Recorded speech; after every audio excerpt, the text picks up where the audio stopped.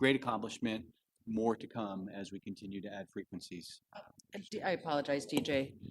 We were just informed by somebody watching that the live stream is down. So Joy is just checking real quick. I want to make sure that we're still recording, however. We are? Okay, sir. Yeah, and if you could make sure you speak into the, I think it's hard for people to hear. Super. Thanks. Sorry, my apologies.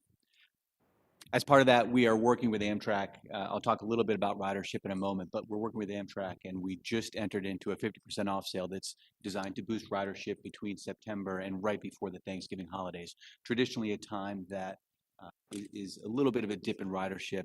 It will allow us to once again remind people that, hey, we're winding down from the pandemic, hopefully, and the train is still here, an effort to boost the ridership in the next couple months. Additional updates, if we go to slide 4, can't see what slide we're on. Buckingham Branch Railroad is part of our acquisition of the rail lines from CSX. Buckingham Branch Railroad had a lease agreement with CSX to operate on the railroad. They had to go to the STB to apply for a permanent operating easement, which they did, and we supported that filing. We just yesterday put in our filing, which will allow us to, if approved, take the railroad from CSX closed before November 30th. So that's another step in us acquiring the right of way, which will be critical to all of these initiatives. Also following closely the legislation on Capitol Hill, I will not make any projections or assumptions on what's going to happen, only assure you that we're watching it closely and looking for any financial opportunities that may be presented. We're partnering again with VPRA, with Amtrak, looking for opportunities to get funding for the projects and perhaps accelerate projects. I want to be very clear, the schedule for Long Bridge cannot be accelerated. We're not going to get that done any more quickly, but what hopefully we can do is, if we get the opportunity, move some of those phase 3 and 4 projects forward and get them done, leveraging the fact that we'll have crews there doing the work. Let's do more work. And then finally, we're also reviewing the CRISI program, which has applications due at the end of November for potential Virginia projects, and we'll update the board as we decide what to go forward with there. On slide 5, from a ridership point of view, August we saw a slight dip in ridership, about 4.5%, which could be concerning, but if you look back in past pre-pandemic August, we'd actually see dips quite frequently as folks get away from the summer holidays and start to head back to school and quote-unquote normal life. So we're watching that closely. We're not concerned, but as COVID, the variants come in, we're just want to make sure that we are proactive in encouraging folks to take the train. As you see the trend on the chart, from February, we really have started a pretty significant recovery, and we were up to about 60% of where we were in 2019, and that trend continues. Next slide, we look at the year-over-year comparison. It's important to note that, again, in August, we were at 64% of August 2019. This is without the Richmond train. So the Richmond train that returned yesterday brings us back to 100% of the pre-COVID service. This will help us get that 63% number even higher. Bookings in September were just below 60% where they were in 2019. Again, we're watching that closely. And then finally on slide 7, we see the comparison of ridership fiscal year to date. You can see it on the different routes. It's pretty straightforward. We continue to make progress, and we're happy with that. Finally, on-time performance, on the next slide, we're very pleased with the on-time performance. We are across the board looking at about 82% on-time performance, which is compared to an average of about 78%. A lot of that is we've had fewer weather-related delays than we have in the past, and also there have been fewer speed restrictions. Also, the summer, knock on wood, was not as hot, so we didn't have as many slow orders in place, which was good. 82% isn't great. Obviously, we strive for 100%. But the trend is in the right direction, and you see it there broken out route by route. So any questions on overall train performance before we go into the individual departments? No, but I do just want to, first of all, welcome Wick for being here, and I believe Paul Nichols has joined us on the phone as well, too. Okay, sorry. Thank you. Part of the challenge of VPRA over the last couple of months has been standing up the authority at the same time that we're delivering the projects. We have made great progress in the area of human resources, and I want to introduce Pam Ash, who's the Director of Human Resources. She's going to talk about our staffing path from one employee up to now double digits. Pam will correct me and say it's not really double digits because they're people that have accepted offers, but they're not on board. But Pam's going to talk a little bit about the progress we're making in standing up the people side of the authority. So Pam, welcome. All right, thank you very much. Welcome, everyone. So as we've been talking about, we have been growing. We are currently up to 9 FTEs with 2 accepted offers, which will get us to a total of 11. One of those accepted offers is our information technology manager, Jason Cheeks, who will be starting next month. And we have an anticipated start date for our chief administrative officer also next month. Our projected headcount will be 21 by year's end. Key roles that will be encompassed in that upcoming projection will be our general counsel, where we're interviewing for that now. We just concluded interviews, Director of External Affairs, Director of Engineering and Construction, and multiple project manager roles, as well as our project controls, oversight managers, and our real estate manager roles. All of those foundation roles to get us rolling, to get us going. No pun intended. Okay. If you advance to the next slide. Some of our accomplishments we've had, we've been focusing a lot on getting our compliance and other items set for as we're getting set up. Things that we've set up are E-Verify with the federal government, our workers' comp program with the state. We've met the requirements for the Executive Order 18 for COVID and the vaccination status requirements, and currently all of our employees are fully vaccinated. And we're working on developing policies for performance management and hiring. Performance management I'll touch on in the next slide. And our ongoing work continues in working on our employee manual and policies to bring those up to date. Meeting with consultants to build a compensation philosophy and policy so we'll be able to implement that. And continuing to build our HR practices and tools. Next slide, please. All right, so I wanted to touch a little bit on performance management because we have put that into place. Our performance year will start in October, so just next week, or actually at the end of this week, and last through September. We've developed a program that consists of goals and objectives that are rated, as well as competencies, which are organizational competencies that will be rated. And then we're also including development goals that will not be rated, but present that opportunity for people to grow within their roles or grow to the next role. We have a 3-point rating scale that exceeds solid performance. It does not meet expectations. And we will have triannual check-ins. So every 4 months or so, folks will have that opportunity to have that formal sit down with their leader to talk about how they're doing on their goals and competencies and how they can continue to grow within our organization for themselves professionally. Our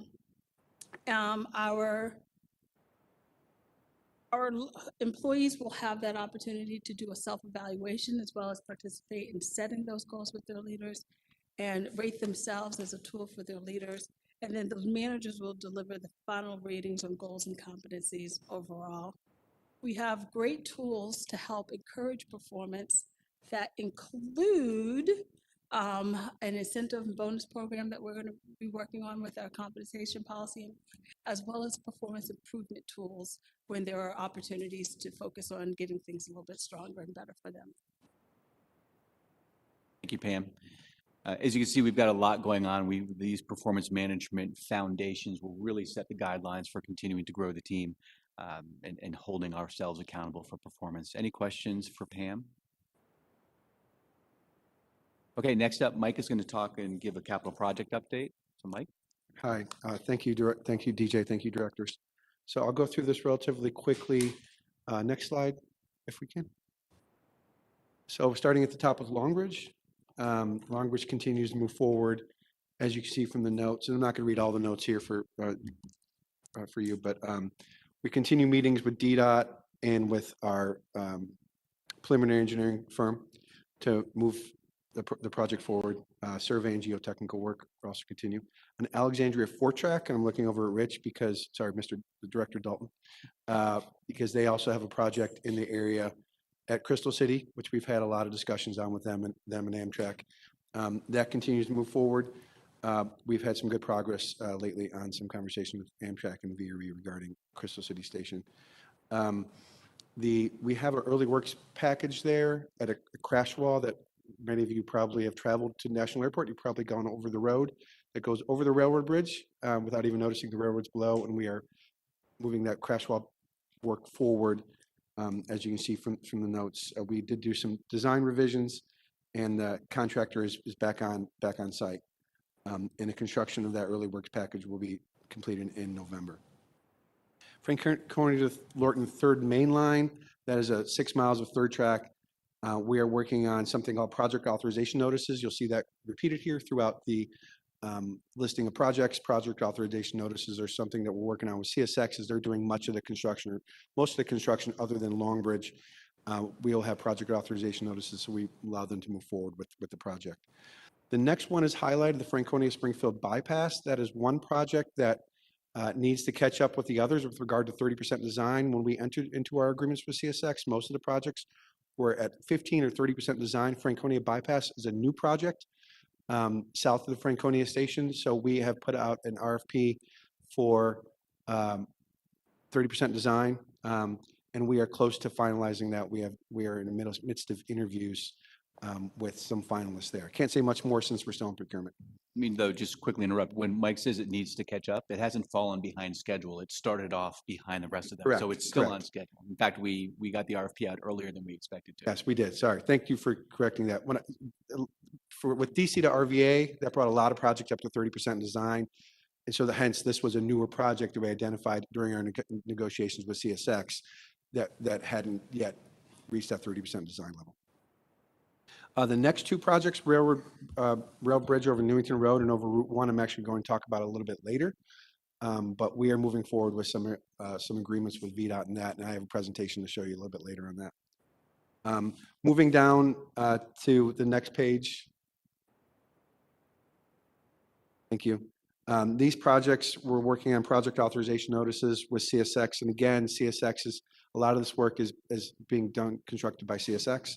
So working on project authorization notices on these projects. And some of these projects are phase 2. If you recall, phase 1 is generally scheduled to finish about 2026. And then the phase 2, we continue to work on the definitive agreements, the comprehensive rail agreement and joint operations and maintenance agreement with Norfolk Southern. But in the meantime, project work still continues. Knoxville to Calverton is a double track up just south of Manassas. And that project and the Roanoke West Yard project, we have authorized Norfolk Southern to move forward with those projects, assuming that we'll come to definitive agreements with them, and then they'll be eligible for reimbursement. The Salem to Christiansburg project is a project that VPRA will undertake because that is the line we're purchasing from Salem to Christiansburg. Simply put, on the Norfolk Southern line, the Norfolk Southern agreement, they will be constructing their projects on their right-of-way and their track, and we'll be constructing our projects on our right-of-way and our track. And that's Salem to Christiansburg. That includes some track work and also station planning work. We are in the midst of determining the final station location in the New River Valley for Salem to Christiansburg, and we do have a firm on board helping us with that. The next page, capital grants updates page. These are other major construction projects. When we say other major construction projects, these are generally projects that are led by other entities, but that VPRA and or DRPT have a significant stake in.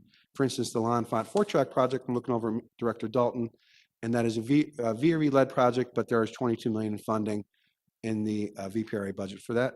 Arkanel to Powell's Creek, CSX is leading, and that is a project that is ongoing and should be actually finished soon. As you can see, it's 83% complete.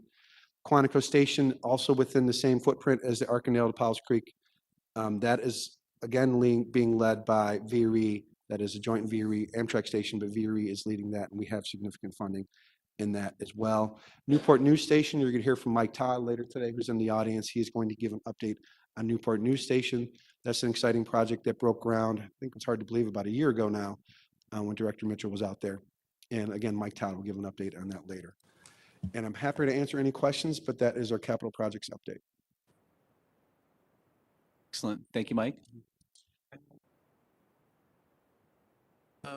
Yeah, I wanted to get a little more information on the Crystal City National Landing situation. I know in here it says that the language is that the VPRA is working with stakeholders to incorporate Amtrak Crystal City Station. Hmm. Okay. And I know for a lot of people in Arlington and Northern Virginia, actually getting that Amtrak station is pretty significant to the airport and everybody else. And I think everybody around the table understands that. So you mentioned that there were some recent developments regarding Amtrak. So to the degree that you can expound on that a little bit and help us understand the likely timing of an Amtrak platform station to allow that to happen, and where that all stands right now. Sure. I'm also looking at Director Stadler because he's also been working on this, but I think he's letting me answer that first. So we've been working with Amtrak and VPRA, and the question isn't if, the question is when, as you allude to. I think all the parties agree that we're supportive of an Amtrak station there at Crystal City. It makes sense, but we need to coordinate that with the four-track work that CSX is undertaking. Also be a benefit there from when the pedestrian overpass is part of, as that's mentioned, been mentioned as being planned to be built from the Crystal City side to the National Airport side, which is so important for pedestrians. That'll be incorporated into the plans as well. But the issue is getting the Amtrak station in there. It'll be actually connected to the VPRA station as far as current plans are. Be on the southern end of the VPRA platform, so they're kind of be a joint platform. I've seen this in other cities as well, where you have a commuter rail platform, but it's lengthened to incorporate some benefits for Amtrak passengers. So the recent developments is that we've had some good conversations with Amtrak, Director Stadler and other staff, and myself, so that we think we're in agreement on moving forward to allow for some track to be laid. To allow for design to incorporate a future high-level platform. But that needs to be incorporated. We need to leave a footprint for that to happen with regard to the four tracks. So you have a high-level platform, you're changing the track geometry a little bit. And so I think it's safe to say, looking at Director Stadler, he was on a phone call last week, that we have an agreement with Amtrak that will allow that footprint for the future high-level platform to be constructed, and to allow the four-track project to move forward. So just if I can add to that, and thank you, Mike, that was spot on. The agreement with CSX says that with the funding agreement says that all of the partners need to approve the 30% design in order for it to move forward. Right. And until recently, we had not all approved that because there were concerns from Amtrak, and rightfully so. They wanted to make sure that the design did not preclude the ability to put in a high-level platform. And in working with Amtrak over the last few weeks, we've come to an agreement where we're going to move to 60%. They're going to agree to this, and we're going to show on the design exactly where the footprint for their high-level platform station would be. They're okay with that. In fact, just this morning, they sent a draft letter of acceptance that we need to review and make sure we're okay with. But we're now moving forward to 60%. In the meantime, Director Dalton, or Rich as we like to call him, he's moving forward with his VPRA station, and we're moving forward with CSX on the fourth-track construction. From a timing point of view, those two projects will likely be done before the high-level platform is in place. But the high-level platform will be here, as Mike says. It's not if, it's when. So the design, the 30% design, quote, doesn't preclude, but doesn't include. And then Amtrak is responsible for embellishing or improving or coming up with the design that would include their higher level platform. 30%, you're correct. The 30% design does not preclude that platform being there. As we move to 60%, the design that CSX and VPRA are working on will show the footprint of where that station and platform will be. It will not have the detail of exactly where it is, but it will be, it'll show where that station platform will be. And then Amtrak will come in with their designer and say, okay, we know the footprint that we Right. gave you, it's going to fall in right in place. So what some would think is that the most economical way is to just do it all at once. That is not at the current time the plan. It is to create the current VPRA sort of single level platform, and then at some future date, and if that's the case, could you give us a sense of timing and what will ensure and likely be a timeline for that hire Amtrak? Because I got to tell you, I mean, the airport and everybody, they want Amtrak to stop there so that the airport's there. Everything else, it just makes so much sense. So it's really a question of, if not now in your minds, then in fact, then what is the timeline and what is the certainty of it? I don't have the exact timeline because Amtrak doesn't yet have their designer on board. They're in the process of procuring their designer, so I wouldn't want to speak to their timeline. I will say, however, from just a pure stop point of view, when the VPRA station is ready, everybody has been more than willing to say, Amtrak, you can put that on your timetable and you can stop at that station. There is nothing that will keep Amtrak from stopping at the VPRA station. There will be wheelchair lifts and other accessibility needs addressed. There will not be a high-level platform there. The timing on the high-level platform, we just don't have yet because, again, Amtrak doesn't have a designer on board. I should note as well, Amtrak still needs to fund the station too. Will also be for Amtrak to provide the funding for that station. It's right now, what is funded is the VRE station. And VRE is utilizing both NVTA revenues as well as some other VRE funds for that. As we normally. Yeah, and we all hope, as we know with federal money, that, hopefully something will come available to assist Amtrak in this. But so what, did I hear what you just said? Just to clarify again, that even though it won't be a higher platform, there's nothing that would preclude Amtrak from stopping there if they figured out a way to use the lower platform even temporarily. Correct. They use low platforms all the time, so there's nothing to keep them from stopping at the station. And down the road, at some point, there's nothing to preclude them from adding and redesigning the platform. There's nothing, no one else can stop them from doing that at a certain point in time. It's just several years out. I'll go further than that. Not only is there nothing to preclude them from doing that, but the plan is for them to do that. So, Okay. so yes, absolutely. That's very helpful. Thank you all very much. Also, if I can just answer the first question that you talked about, strongly agree with you that when you're out there doing work, you want to do as much work as possible, because earlier I talked about 82% on-time performance, and that's a great thing.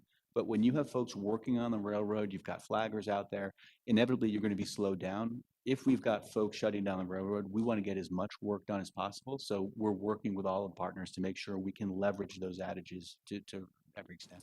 Thank you, DJ. Do want to note that at the L'Enfant platform, which is just one platform, since it's a side platform, that's an Amtrak stop for state-supported routes. And then also a VRE station, I believe actually Mr. Director Dalton's busiest VRE station.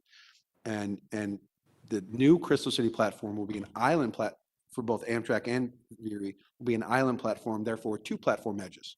So there'll be even more capacity there, even though it'll be a low-level platform. Then the footprint will be there to construct the high-level platform. So there's a lot more capacity when we add that four track. We'll have that 2-track corridor just for passenger trains in the Alexandria, Arlington area, and 2 platform edges at the Crystal City station. So that's actually double the capacity you have at the L'Enfant station, which is extremely busy station, both Amtrak and VRE. Just going down the line, the VRE stations, Amtrak stops in Quantico, they stop in Fredericksburg, so it won't be an anomaly. I have a question about the projects. This is really an impressive list of projects, and listening to Ms. Ash talk about the staffing and project management recruitment. What is your sense that we're going to be positioned well to manage these projects so that they are successfully delivered on time and budget?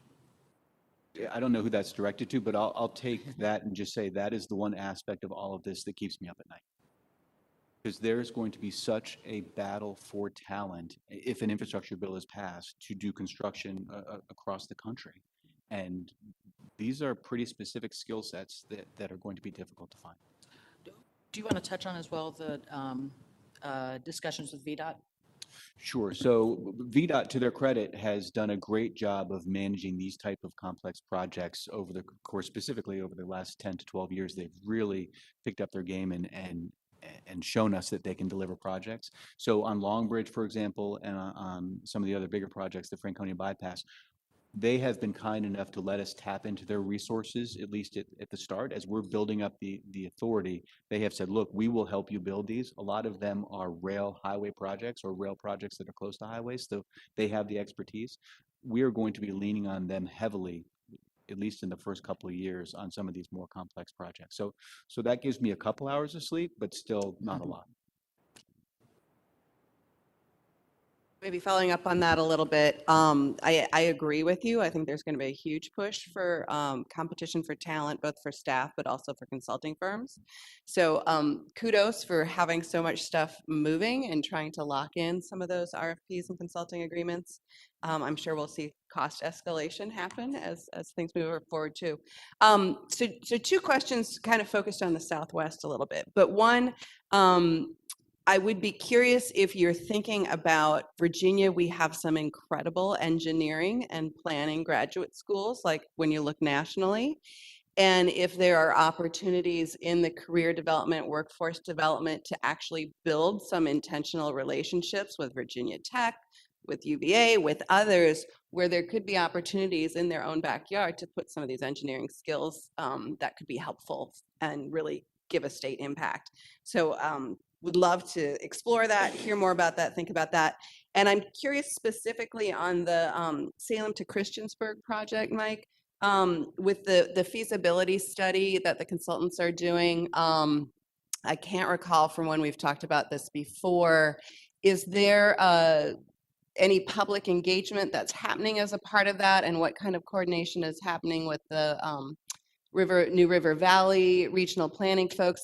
Again, I feel like if we are committing to building a new station, we really need to see commitment from those localities to make the multimodal connections. I saw yesterday Wyatt Gordon, who rode the train, got off at Staples Mill and was going to take the bus back and noticed the bus wasn't coming for like an hour and 20 minutes. So I think it would be good to take a page from FTA's playbook of what commitments do localities have to really make the transportation and land use piece fit. I know I've mentioned that before, but I'm just curious where it's at with this one in particular, and just love lifting these up. I saw the governor's tweet about yesterday, and in the comments there were people who were like, this is all Northern Virginia benefiting. What about the rest of the state? And we have a whole bunch of projects here that are really benefiting the whole state. So I'll handle them in order of ones you listed. The public involvement. I attended a meeting last week with our consultants and our staff regarding the timeline, and they most definitely have public involvement in there. Later this fall and into the winter, there'll be public involvement. It'll be about a 6 month or so initial study. As you know, with these environmental, though, that'll then grow into and during that study, we'll have a NEPA determination what that will be especially for the station location. Yes, there is heavy public involvement involved in the schedule and timeline for that. You also, I think, asked about intermodal connectivity, and I've been out there with many of us were out there back in May when we announced the expansion of service, and that is a prime consideration. Access for road, access for bus, access for pedestrian. There's actually a popular trail that rides along that is in the corridor that we would like to, and Executive Director Mitchell and I, Executive Director Stadler and I were out there recently. We walked it with one of our CTB board members. We went up to it, and we would like to incorporate the trail if possible as well, which is a heavily traveled trail in that area. So yes, it's very important to us. It's very important, and there's some housing developments in the area that are keep growing, and it frustrates me when I see the only way for some people there might be a housing development a half mile away, but they have to get in a car and drive a mile or two, whereas they can walk. And I think it's very important to us in the Commonwealth that people can ride or bike or walk and not have to get in a car. And sometimes when they get in a car and park in a parking lot, then they have another quarter mile to walk. And I know you see this throughout the Commonwealth. So that's something that I think we and VPRA and Amtrak and others is very important to grow ridership. Now, not only to grow ridership, but for environmental benefits and health benefits to allow multimodal connections, whether it be bike, walk, bus, car. So to provide those options rather than have the only option be car. Then just briefly to your first comment, I feel like Mike asked you to ask that question because when we go through the org chart, he says, now this is a position where we need a recent college grad or a graduate student that can come, learn, and then be our bench strength because we're going to need a continued flow of talent. As you and I talked about last night, people aren't going to come to VPRA and stay for 20 years and work on projects. We're going to have continued influence. So building that bench strength within is critical. Any other questions on capital projects? Thank you. This was good. Now, Steve, let's talk about our finances, please. Sure. Thank you, Director Stadler. So I'll briefly take you through the financial report through the month of August. Feel free to ask questions as we proceed. So the first slide, please. This is really a summary of the budget to actual. If you recall, we had our budget broken down by operations, which included our Amtrak and our administrative operations. And then we had a capital projects section, which are projects we are managing and controlling construction. And then we also have a capital grants section to our budget. And at this point in time, I think the biggest thing for me to say here is the pro rata budget does not include the $200 million planned expenditure at the end of November, because that would really throw the comparison out of kilter. So, and then other than that, I think, as Mike said, there's a project or two that we're in the procurement phase. And I think when we did this budget back last December, we had hoped we'd be further along. So there's that that's going on. And then the other third thing I think there's a factor going on here is the end of the year, we did full accrual cutoff and reporting. And so in a way, when we're presenting this on a cash basis, I don't want to say we're missing a month, but in a way, there is a month of activity with those full accrual activity that went in to June 30th that's missing. So overall, I don't think there's anything to be of concern. We are trailing the budget at this point, and I'll go through each item a little more as we move forward. So next slide. So this is our operations budget, and here you can see, as Pam spoke of earlier, our hiring is ramping up, and we are lagging a little bit on the administrative costs to date. A lot of that actually is related to our IT budget, and we're planning a significant expenditure there later related to an ERP system that hopefully, as we get in the spring, we'll be in a better position to be moving forward with that procurement. Also, on the passenger service, our actual core operations, the Amtrak service, we're still receiving credits from the CRISA and CARES funding that we received. So that's why we're showing a positive variance there. Next slide, please.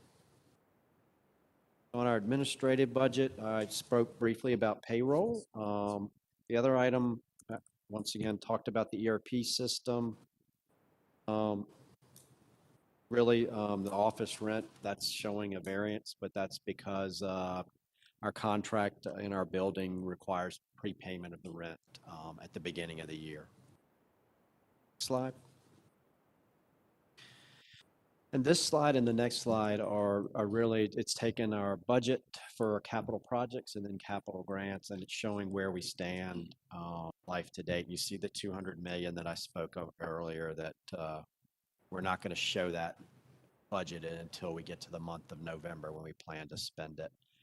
And I think Mike spoke of Franconia Springfield bypass, that we're in the process of doing the procurement there. And then Alexandria fourth track. I know we've led a procurement there, and I believe we're pushing one of those vendors to bill us a little more timely. So those are the main points I would point out with that slide. Capital grants, next slide. So on the capital grant side, I think the main point I noted here, you recall from last year on the VRE track lease payments, we had provided them some federal funding, and they contracted directly with the federal government to receive those funds, and so it created a variance. We've also worked with VRE in the current year for them to reprogram some funding and to cover the track lease payments out of existing funds that they have as part of working through the other initiatives we have working with them, Norfolk Southern. So that variance is probably the largest one there, and you'll probably continue to see that grow throughout this year. Next slide. So focusing on our revenues, we do show a slight shortfall through the first 2 months of the year, and it was somewhat of a concern because all the economic forecasts and indicators of revenue showed we shouldn't be looking at this, and so we continue to push. Well, let me say this: the funding that we receive at VPRA comes through several different state agencies until it finally arrives at Passenger Rail Authority. And due to this variance, we asked a lot of questions, and eventually were able to figure out that the fuel tax revenues had been collected, but they hadn't been transferred on.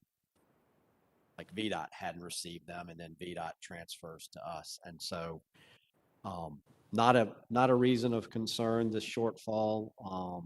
It's just a timing issue, and not quite sure where the glitch occurred, but I've been assured that it's been taken care of. Next slide.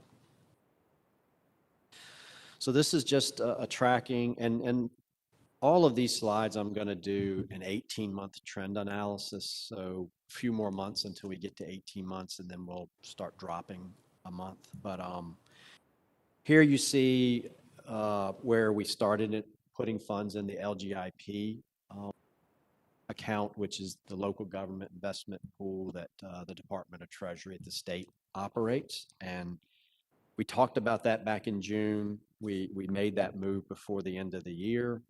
And you can see as we've continued to bring in funds building up from when we had the large payout of $200 million, we continue to move those excess funds to the LGIP. And later in this meeting, I will be presenting an investment policy that we spoke about in June at the board meeting. And I'm hopeful that we can get board approval, and then maybe we can work in a prudent manner to improve the returns on our available cash. Slide, please. And this final slide, I think just talked about trying to improve our returns. Obviously, that's when it comes to priorities, it's the third priority. The number one priority is capital preservation. Second priority is liquidity, and then return. But I do want to point out, last year we had a significant, I think it was around $2 million of investment income. And I just do want to lay the groundwork that last year, the LGIP account, where the funds are today, at July of last year, it was earning about 0.4%. And today it's earning about 0.05%. And it's just what's gone on in the economy. And I just think it's important. Those percentages aren't large, so they don't seem big, but when you compare the relative, it's 1/8 of the rate that we were earning last year when we made the $2 million. So I think it's important to try to set expectations for the coming year, where we're going.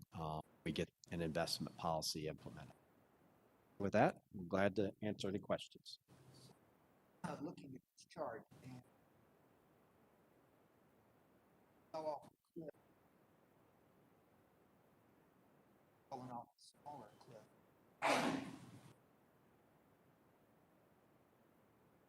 So what? Change in that.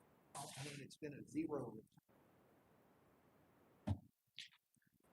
So what happened in March? That's when we paid out the $200 million to CSX. So our balance of funds. That was just purely Yeah. And then what's happened since then is well, really it happened all last year. We've had a declining rate of return. And I'm just using the LGIP return to demonstrate what's happened. So it's over the course of a year, it's gone from that pooled fund from 0.4% to 0.05%. So it's about 1/8 earning. So there's been no change in investment policy. Yeah, we No.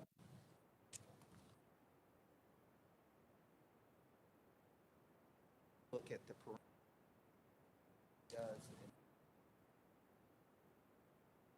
Well, we can't make a change to LGIP. That's controlled by the Department of Treasury, but we can decide whether we invest our funds at the LGIP Okay. or and that's part of the investment policy. I also want to add, because your questions, good questions. Last year, the $300 million, I'm just going to use that number, it wasn't invested in LGIP until this past June. It was invested in the general account of the Commonwealth, which does get a slightly different rate of return. And actually, from talking with Treasury, last year it actually returned a higher return than the LGIP. We are not allowed to utilize that general account any longer. We have been taken off of the state's general ledger.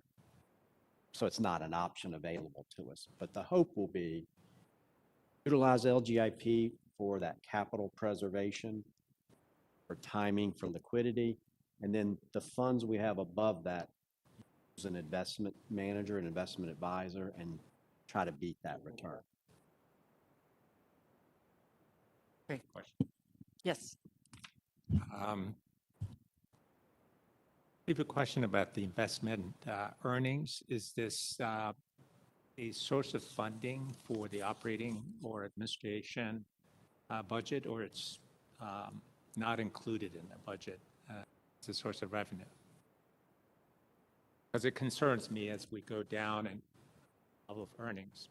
Yeah, it was not factored in when we did the planning back last December into the budget.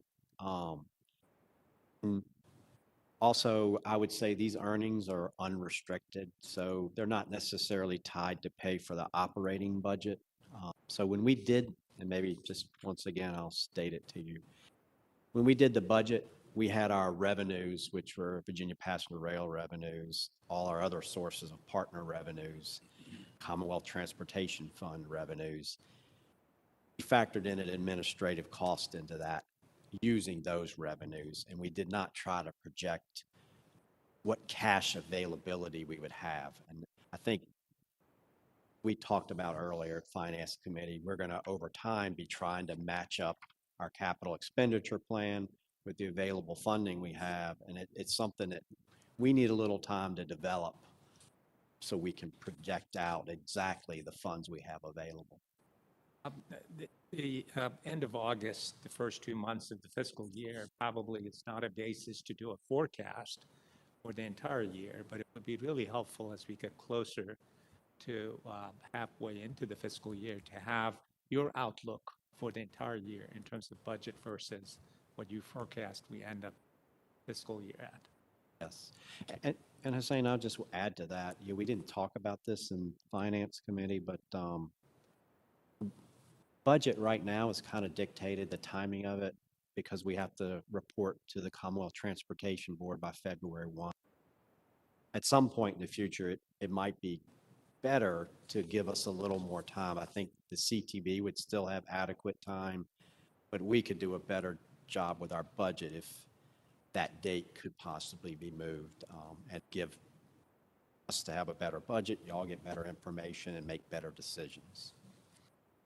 Thank you. Any other questions for Steve? Okay, thank you all. That concludes our report. Great, thank you very much. I have been informed by our Attorney General representative that we, with our, because we are conducting this meeting with a few people online as well as in the room, we will need to go back and redo the vote for the electronic participation policy to do a roll call vote, because we do need to do roll call votes. That was my oversight. I do not believe we need another motion or second for that. Okay. So I'm going to ask Joy to call the roll, and if you could please indicate your vote at that time. Those in favor say aye. Those opposed say nay. Ms. Bulliver? Aye. Ms. Butler Painter? Aye. Mr. Caldwell, Aye. Ms. Dorsch, Aye. Mr. Fasette, Mr. Hall, Mr. Mormon, Aye. Ms. Moses Ned, Aye. Mr. Nichols, Aye. Mr. Sadid, Aye. Mrs. Spore, and Ms. Zimmerman. Aye. The ayes have it, the motion. Okay, great. Thank you. And thank you, Julie, for correcting that. So now I'd like to move on to the bylaws amendments. And we mailed out a copy of the proposed new bylaws last week. A red line copy is also included in your package, in your folders. It should be at the very back of your folders as well. And there's a few changes here that I'll go through one at a time. And in general, though, as we have been preparing our policies and procedures with DJ and the staff, we had identified a few areas where we required either some additional clarification of the bylaws or where there were some changes that we needed to better reflect the business needs of the organization, to also clarify some of the responsibilities of the executive director and delegate some responsibilities.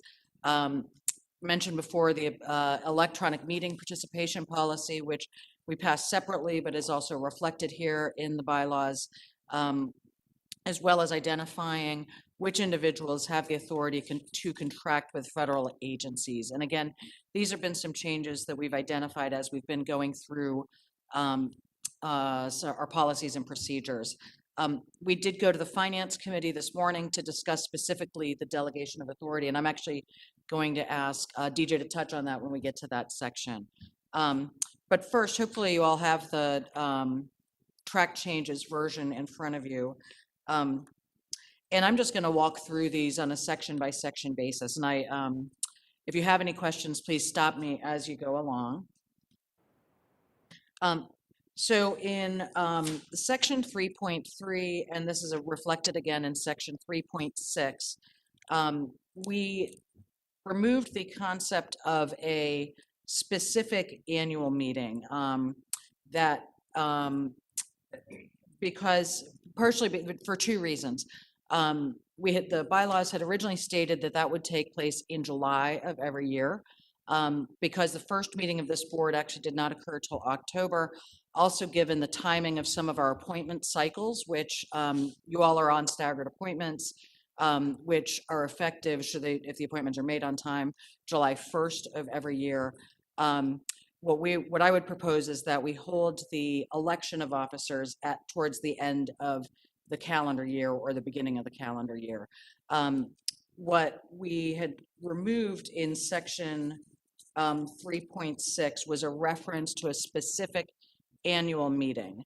Rather than having an annual meeting, though, is that we would still elect officers on an annual basis. And last night, I believe Vice Chair Bulova had a suggestion regarding some additional language here to propose that we would still designate a meeting for the election of officers each year, but without specifying the month here in the minutes. So, or in the bylaws. So, Julie, I had asked you if you wouldn't mind working on proposing some language here that could be in section 3.6.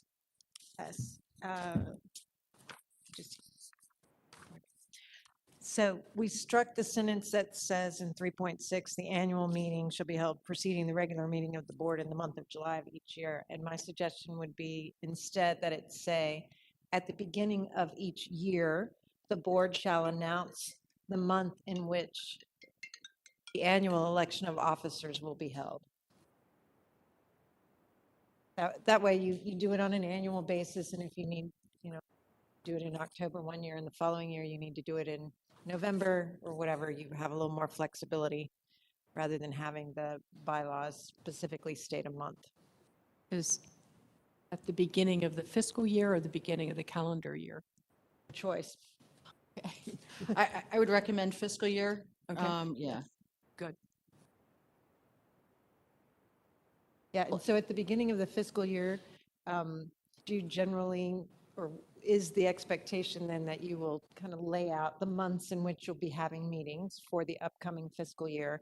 And so then that sentence would then clarify when that annual anticipated meeting schedule is. One of those would be designated as the month in which elections would occur. Questions or concerns about that?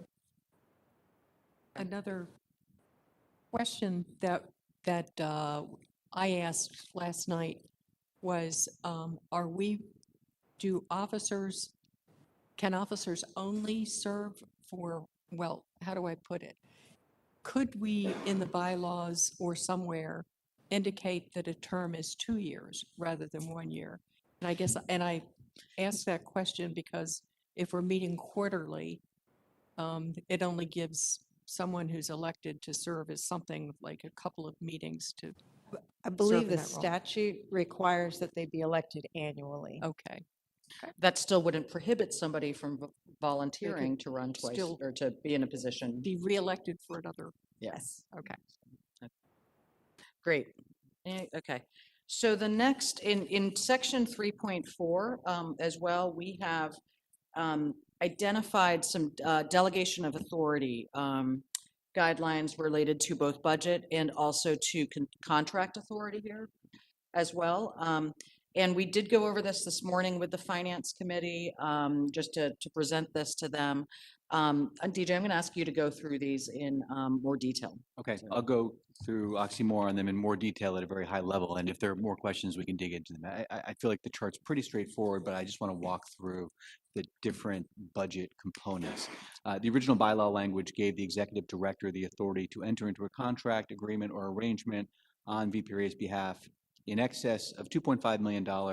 You can't do that without written consent, and that written consent's a little confusing because if there's an approved budget, does that mean I've got consent? Does that mean I don't? And we just thought it would be best if we broke it out and made it very clear because we want to make sure that the board understands what they're getting. So on the chart for delegated authority under section 3.4, there are 4 budget components: operations, administration. That's just the VPRA administrative budget. That's the payroll and the lease and the IT and those kinds of things. And what we're proposing there is that we can redistribute line item budgets, but not go over the total. So in any situation where we're going to spend more, I'm wrong. I was just going to point out, DJ, that you may want to point people to the non-edited version because it looks like maybe a page is missing. Yeah, that's, if you look at the one in your book, for some reason, the red line version, oddly enough, only has 1, 3, 5, and 7 as Oh, pages. My apologies, yeah. So, lost a But the page. one actually that's in your book has all of them. It's just not red lines. Sorry for that. So the operations administration, that is the VPRA administrative budget, 5.2 million. We are asking or proposing the authority to redistribute between line items, but not go over the total without board approval. The operations passenger service, that's the money that we pay to Amtrak for operations. That's broken out by the different routes. And the proposal there is that we can redistribute line item budgets without board approval. If we add a new line item, so if we add a new route, for example, we'd come to the board for approval. And if for some reason the costs from Amtrak are higher than expected, up to 1.5%, we could pay those bills or add those to the budget without board approval. Anything more than 1.5%, we'd have to come to the board. And that we just don't know what's going to happen with Amtrak as far as service disruptions or any unexpected costs. From a governance point of view, we don't want to not be able to run the service or have to stop service while we wait for board approval. We think 1.5% is more than appropriate there. Capital grants, this is the $80 million in 2022 of the grants that we give to others for capital projects. For that, we're proposing that we can modify any one line item or grant by $250,000 or 20% of the grant amount, whichever is less. And then the overall budget would be capped at a change of 1.5%. Obviously, we could not move from one funding source to another to plus up a project if it's going to leave the funding source at risk of being underfunded. Anything greater than that, we would go to the board for approval. Any new capital grant, any new line item, we'd come to the board for. And then finally, capital projects, which is the projects that we are managing with CSX, VRE, our partners, our true TRV projects. we are proposing the authority to transfer budget from one project to another up to $5 million or 20% of the gaining project, so the receiving project. Again, under the assumption that wherever we're taking money, we're not going to short a project or have to come back later. Anything greater than that, we would come to the board for approval. And that's pretty much the summary of the budget delegations. Other piece of this is the next page, which is for contracting. This, I think, is a little more straightforward. These would all be things that are approved in the budget, and this just says when we sign a contract, for example, as part of one of those projects, if it's between 250,000 and 5 million, we just in our monthly report would say, hey, this contract was signed, this agreement was entered into. If it's between 5 million and 50 million, we would let you know at least 5 business days in advance of us signing that contract or entering into that contract. And then if it was 50 million or greater, we would just bring it to the board and get approval ahead of time. But it's just not good governance to sign a big contract like that without you all knowing time, regardless of whether it was approved in the budget or not. So those are our proposed limits. The chair has signed off on those and supports those, and we did present them to the finance committee this morning, and they had no comments, no changes. Okay. Before we move on to the other changes, any other questions about that delegation of authority? And, oh, yes. DJ, I guess that you also have necessarily need to see them. So delegation of signing of approval authority down into the organization, not signing every document. That's correct, sir. As happened Yeah, in other organizations we work with. no, we don't want that to happen again, sir. Okay, so you've gotten all that already. We discussed it. We were waiting for this to be approved, and we have our levels that we've talked about. Assuming this gets approved today, that will be approved in the next day or two. Okay, and the printout that you all have of the red line is only, I think we missed 2-sided copies here, but so I'm going to point you to, in the folder, you have your, the unredlined version of the real, of the changes, but we had a section 3.4.3, which relates to the authorization to contract with federal agencies. That is now actually a section 4.1, which clarifies that the executive director, chief financial officer, chief operating officer, and the general counsel are individually authorized to apply for, accept, and administer federal rewards, or awards. And these would be with federal agencies, primarily with the U.S. Department of Transportation, but there may be other federal agencies that we have agreements with as well. This is something that we actually require for compliance with federal grant requirements and the ability to accept federal funds for the authority. Okay. And then, let's see. Discuss the changes in 3.6, which actually are on your printed out copy on page 5. Under section 3.7, we have clarified some of the language around the conduct of special meetings. And again, that was more of a clarification standpoint.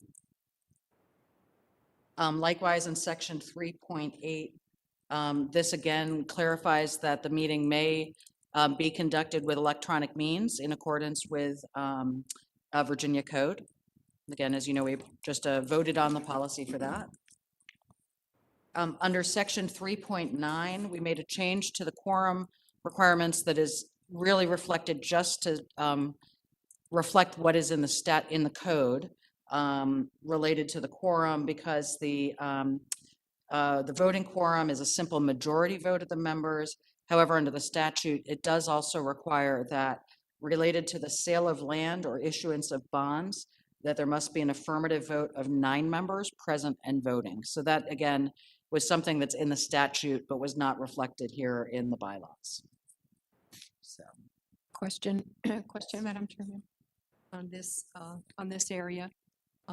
So section 3.7 says special meetings of the board may be called at the request of any 3 members of the board. Can't the chairman also call a special meeting?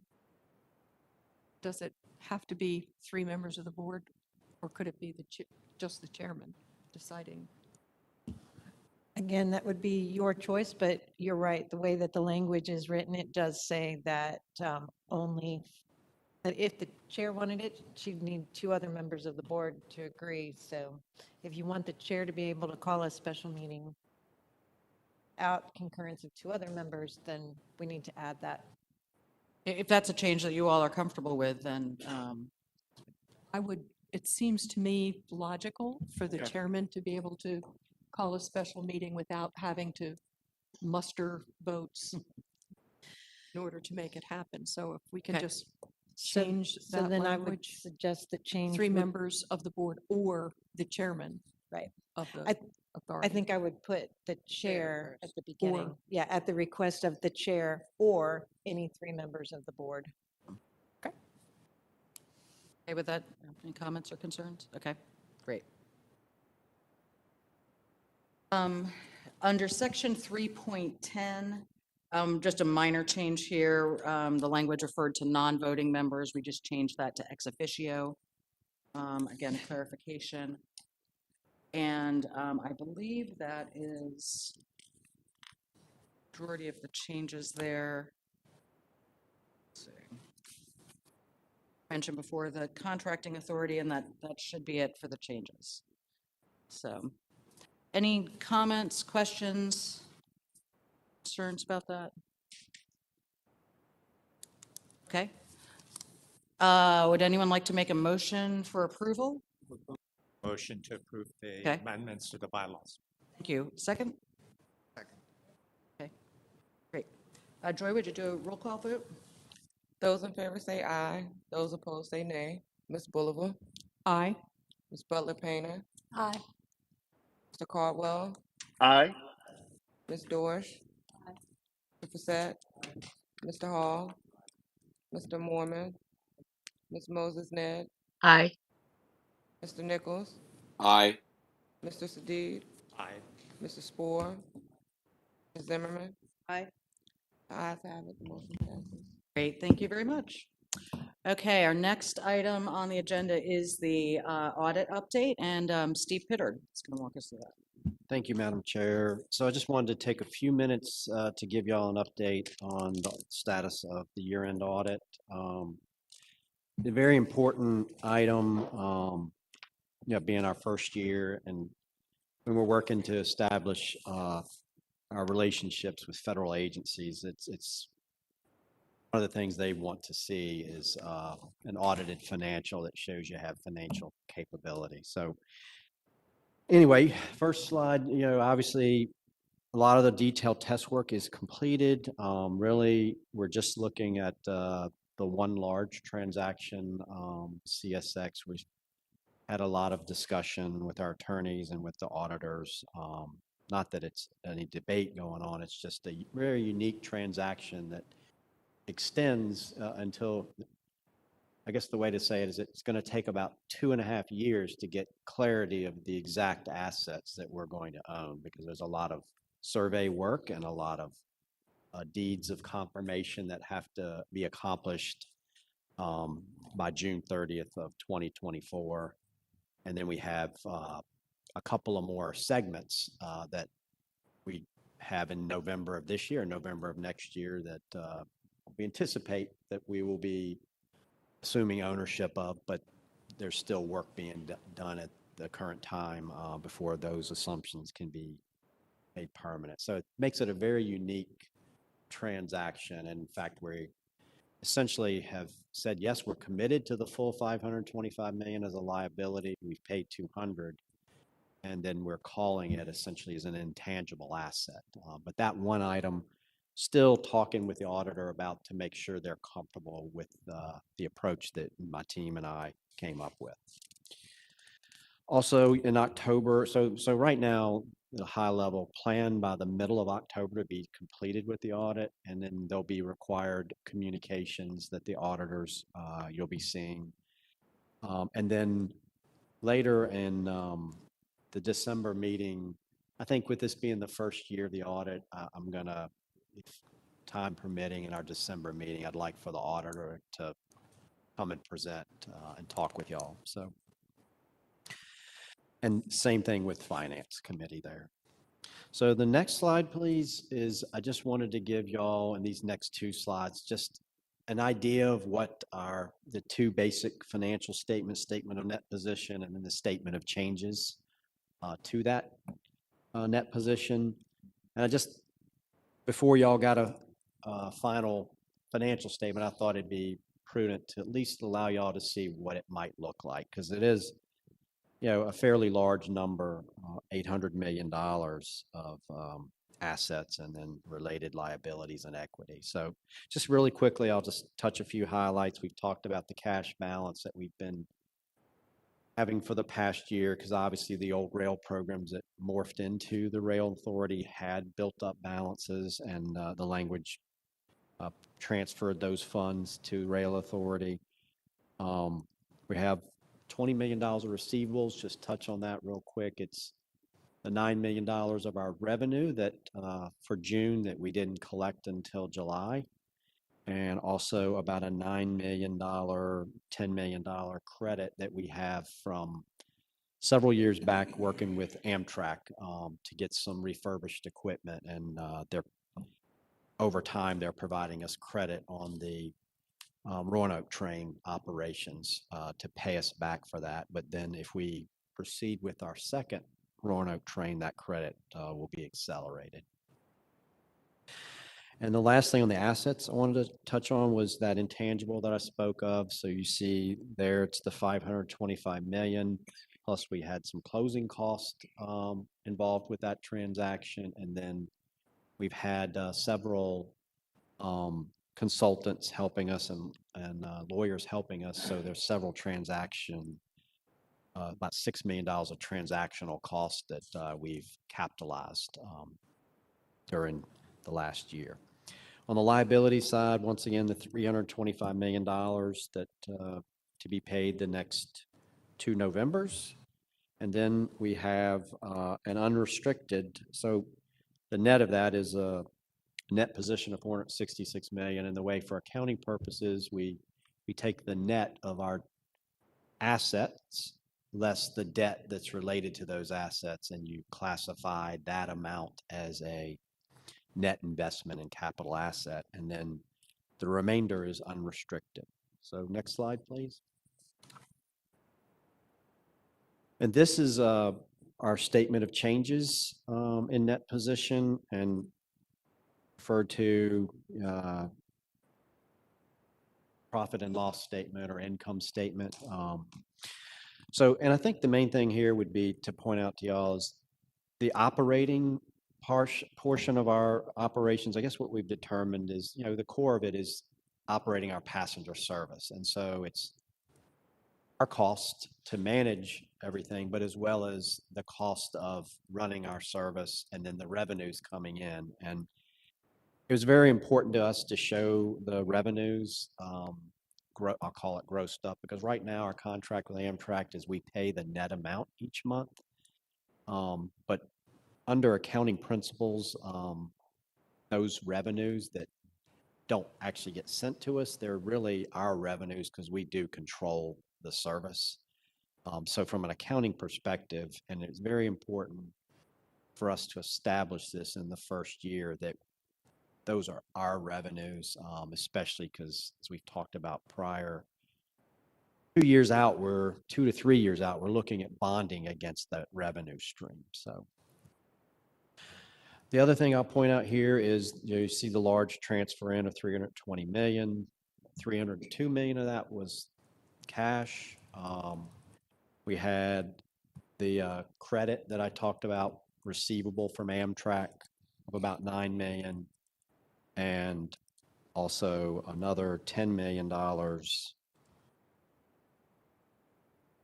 Lost my train of thought. I'll come back to that. Sorry about that. Then the next two items, the Commonwealth Rail Fund and Priority Transportation Fund, that is our standard revenues. VPRA revenue funds is Commonwealth Rail Fund, our 93%. And then the Priority Transportation Fund are funds that the Commonwealth Transportation Board has allocated to the TRV project, really goes back to Atlantic Gateway project. That's sort of the precursor of the TRV project. And what we did is we asked for them to send us those funds through the fiscal year 20. And we also now are working with VDOT, who controls that fund, to bill them for the FY21 funding, which is about $88 million. So, and what we're really doing is trying to repay ourselves for the $200 million that we've paid out on the original purchase of CSX. The last item I'll point out there is the capital grants of $18 million. So that is the expenditures we had under the long list of capital grants that when we did the transfer from DRPT, if you recall, there was about a $45 million balance of existing capital grants that we inherited, and that's what that expense is. And going back to the balance sheet, you notice the $466 million, which ties back to, because this is our first year, to our equity for VPRA at the end of the year. And with that, like again, I just really wanted to show you all this. I guess I needed to say this when I started. These are unaudited and they're draft, so they are subject to change. So don't want anybody to take these as what the final numbers are going to be. And when we do a final balance sheet, it'll be a classified balance sheet. So we'll have current assets, current liabilities. Didn't want to go through all that detail today. Wanted to try to keep it at a high level, but mainly to give you all an idea of the level of activity for our first year of operations. And with that, I'll gladly take any questions. Any questions for Steve? No? All right, thank you, Steve. And actually, Steve's got the next item on the agenda as well with the investment policy. Thank you, Madam Chair. So we talked about the investment policy back at our June meeting. Have worked with the Department of Treasury the last month. Also briefed the Finance Committee this morning on the investment policy. So, and I think probably the real high level before I jump in and get into the detail on these slides is it's a very conservative policy. It follows the SPDA, the Security for Public Deposits Act. It also follows the Investment of Public Funds Act. So basically the two sections of the Code of Virginia that govern the investment and the management of public funds. So it's in compliance with those. Also, I think in reviewing the policy, I think we need to view this as it's going to be an evolving policy that over time we may decide to make some changes, and that coming from our ability to better project our capital expenditures, the timing of those, and then also our ability to collect funds from our partners. And so it's a little bit of us gaining that experience and knowledge to better manage that. And then on top of that, it's a little bit of, I'm starting this or proposing to start this policy at a very conservative place. And so in the future, it may be that over time, the economic situation changes and maybe our risk appetite changes slightly. So I just think everyone should view this as a policy that will evolve. The next thing I want to point out, this slide is, and it's the next slide really, it's the overall objectives. And once again, this is in priority order. So we're not in the business of investing funds to make money. That's not what we're here to do. So what we're here to do is, build capital projects and then operate passenger service or contract to have it operating. So that being said, safety of principle, preservation of capital is the #1 objective in priority order. The second objective or priority for us will be liquidity. When those capital expenditures come up, we need to be able to make those payments. And then third is when there are funds available after the first two objectives to maximize the return within a reasonable and prudent risk profile. So the other thing, last time at June meeting, we got some feedback that we wanted to incorporate environmental, social, and governance principles. And with this policy, it's very conservative. So when you're investing in U.S. government securities or T-bills, you really don't have a lot of opportunity for that. And then also the other factor that I'm going to put out there is the one area that you could implement these principles is corporate notes, corporate bonds. And in that area, we've made the credit rating at a level of AA. And at AA, we're really limited to financial services sector. So there is some, I don't want to say there's no opportunity there, but there's some, but it is at that credit rating level, it is narrowed down the opportunity. But we did incorporate in the overall objectives of the policy that this should be an item to be looked at and incorporated where it can be. And as I talked about the evolution, I think maybe we can point to this even more. Next slide, please. So on the roles and responsibilities, the board, you're charged with adopting a policy and then modifying it over time. The finance committee then will be responsible for reviewing myself and my team's actions in carrying out this policy. And then I'm going to be charged with carrying out the policy, working with an investment management firm. And then there's levels of benchmark reporting, and then there's monthly reporting that we will be expanding, that what we have in the executive director's report today will expand upon that. And then on top of that, there will be quarterly reporting. And for this first year at the finance committee meeting, we talked about for this first year, having the investment manager, the investment advisor actually come to those quarterly meetings, when normally that's an annual. On other boards that I've served on, it's normally an annual event, but with us being in our first year and this policy, I think, evolving over the course of the year, I think it's prudent for that reporting level the first year. Next slide, please. And this is just real high level. There's a lot more detail in the policy, but getting back to the conservative nature of this policy, eligible investments are all United States short duration fixed income instruments. The credit ratings are all AA or better, using the three rating firms, Fitch, Moody's, and S&P. Maturities, you can go up to 5 years, a maximum of 2 years on a weighted average maturity. And honestly, with the investment environment it is today, we're looking at probably 6 to 9 months as an initial maturity average for this, for any funds we actually move to an investment advisor. And finally, there's concentration limits that once again limit our risk as far as the type of investments, the sector, and then also within that sector, what percentage you can actually invest with one in one particular instrument or one firm or one company. And next slide, please.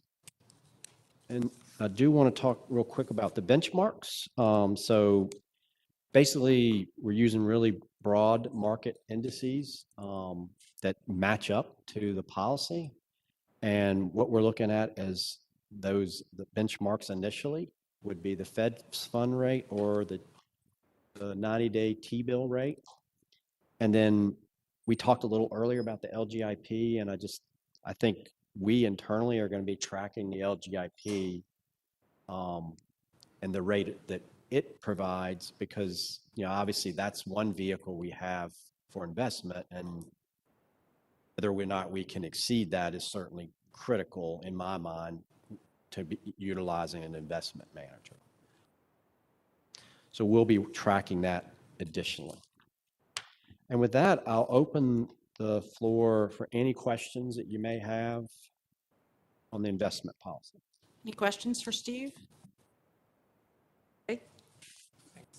Thank you, Steve. I appreciate appreciate the report.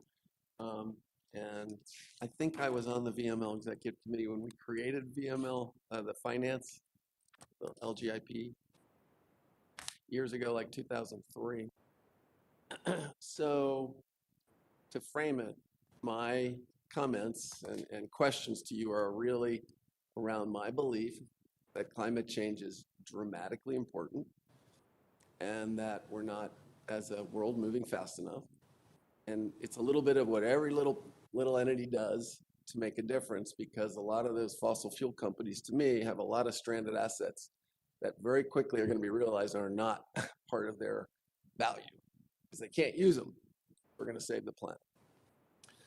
We're a rail organization, and so I am still very interested in going. I appreciate, you know, the bullet in here. Don't disagree with the first three at all. Yet my preference and proposal would be to preclude fossil fuel company investments while doing everything else you have here. So my first question would be a legal one. Are there any legal impediments to this board taking that action? I'm looking at our AG's representatives. I'm not sure. Not that I'm aware of off the top of my head. To my knowledge, there are about 1,600 institutions around the world that have begun to do that. A lot of us lived through the South Africa apartheid stuff, so we know that there can be a powerful impact from where you invest money. Ireland, the whole country did it. New York City did it. Illinois just did it in the last few weeks. Harvard, I mean, tons of universities have done this. Again, I come back to the fact that we are a rail organization. If it's incumbent upon any group that's trying to promote alternatives to fossil fuels in transportation, and I know we'll get into more how much we haven't yet fully done that, but that rail certainly is far better than many of the alternatives for getting around, and increasingly will be divesting itself, hopefully, of any remnants of fossil fuels. But my proposal would be, again, if there are no legal prohibitions, I know a lot of local governments are thinking about this increasingly around Virginia as well, simply add to what you have here at the beginning of that bullet, investments will be made in fossil fuel companies, comma, and wherever practical, because wherever practical actually means nothing. It means it will never be done, because I've written these before. I mean, there's nothing mandatory. There's nothing that would require anyone to give this any more consideration than it's given today, the way it's written now. I would ask for any feedback on that, but if there's a motion, if there's no preclusion to this board taking that action, I would be making a motion to amend to include the prohibiting investments will be made in fossil fuel companies, comma. So I'd like your reaction, Steve, or DJ, or anyone, to what the implications of that might be for you or for the authority. Yeah, I mean, Jay, I'm not going to disagree with you.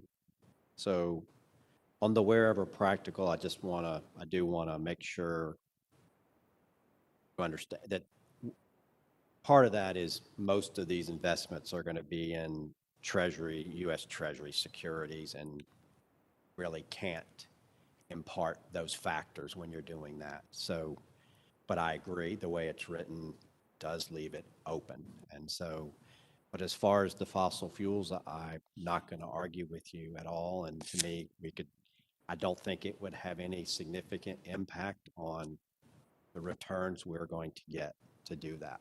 And I think that's the question I could answer to you. And Steve, would you say that that guidance from this board would be something you could implement without Yes. undue hardship? Yes. We just want to be concerned, and I agree with you as well. Do we know what some of these, like the LGIP, what they invest in? I would hate to accidentally violate that just because we don't have a sense for what they're investing in. Although I think you are right, it's mostly T-bills. And that's but I don't want to answer definitively either. But And- I don't think it's anything beyond government securities. That's the LGIP, just, okay. Madam Chairman, just a question. I guess I would be curious to see what kind of language other organizations or jurisdictions use in that particular area. So I know with apartheid, there was some thing of where investments would be appropriate. So it wasn't just a blanket, none at all. So I guess I agree with what you're doing. I would just like to see, is there nuances or something that's been included in other language?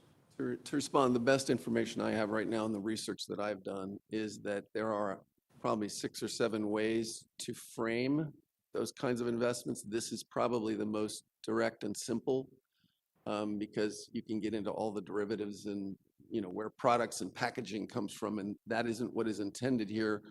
The words that I'd put forward mean in companies dedicated to essentially natural gas, coal, and oil. So that it is written in a way that is probably narrower and more explicit, and that's what the intention is. And you could probably find a number of these other 1,600 organizations and how they frame it. Some of them I expect are far more broad than that. Wick, I think you had a quick comment or question? Well, And would you mind pulling the microphone over a little bit? Yeah. I don't want you to view me as an evil person. I'm on the board of Chevron. And say that I think climate change is a very real issue. I'm sometimes very frustrated about all of the conversation that goes on around it, because I think it requires very different approaches than we're using today to try to address it. But you and I can talk about some other point. So if it's the sense of the board that majority of the board are in favor of that, that's fine. I think it's a political statement and not a practical statement.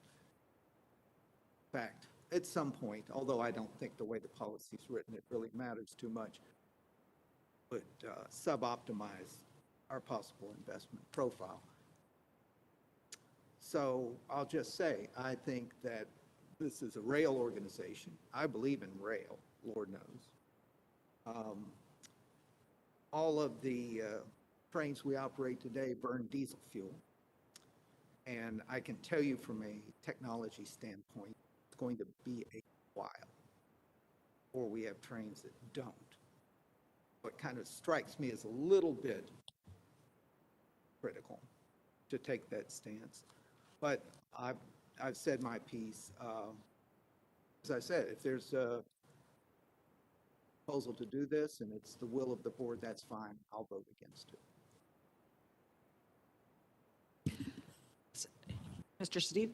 I think the whole notion of impact investing is really very important discussion, and it's really being permeated. I oversee a large endowment at the museum, and we've had quite a bit of conversation about the investment policy. And I don't disagree at all that we have these environmental and social challenges that are worthy to be considered part of the value proposition of any organization, including this authority. I think for the sake of this policy, and I think as Steve pointed out, that this is really a starting point, and just making a general statement that we are conscious of the fact that the impact in investing in the environment or social justice, I was looking at the statistics. The portfolio managers in the country owned and operated by women investors is a little bit less than 1% of the total portfolio management. The same thing with the Black-owned investment firms. Now, on the other hand, the investment performance is reported by these firms that are considered to be not as successful as the big players in the market prove to be wrong. Actually, impact investing has generated better returns than non-impact investing firms. So I suggest that we table this discussion, leave the statement as a general statement in the policy, but continue really discussing this as a matter of interest for the board. And the other thing is how does this really match up with the Commonwealth of Virginia's overall investment policy? Are we getting ahead of ourselves, being a component unit of the Commonwealth? I would urge us to think about that we do this in concert and coordination with the entire state, because there are a lot of investments managed by the Treasury.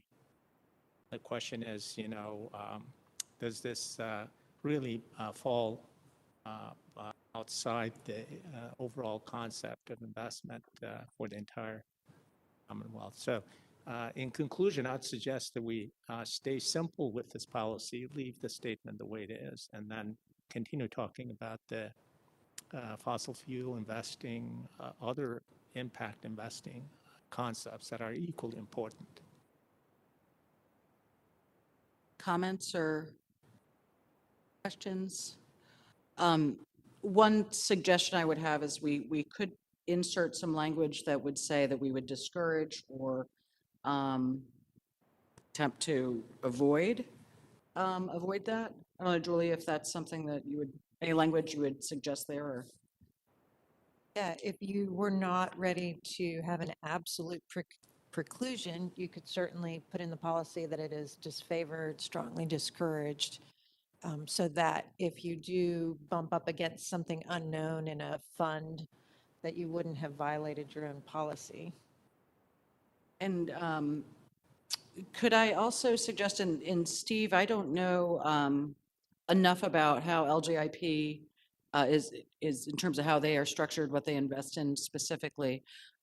Could I suggest as well that this could be something that our CFO could take up perhaps with the Finance Committee to look at strategies, whether it's related specifically to fossil fuels or other social investing objectives that could be brought back to the full board as a potential amendment to the investment policy? Is that something, Jay, would you be amenable to that? If you're asking me what I mean, honestly, I think we raised it a few months ago. Steve did his research. He answered my questions and said it wouldn't be a problem. It's not going to affect the authorities' bottom line. It's not going to affect his ability to do his work.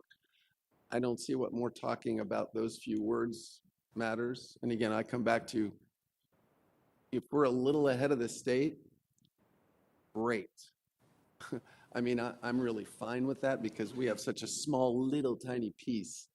And the political statement on top of the practical one is of value to me. I mean, I remember when I walked in the building, I looked up at the engraved words, and it's about highways, transportation and highways. So, I mean, we do a lot more than that on what the building was established to do, and I think it's incumbent upon us, and we have every ability.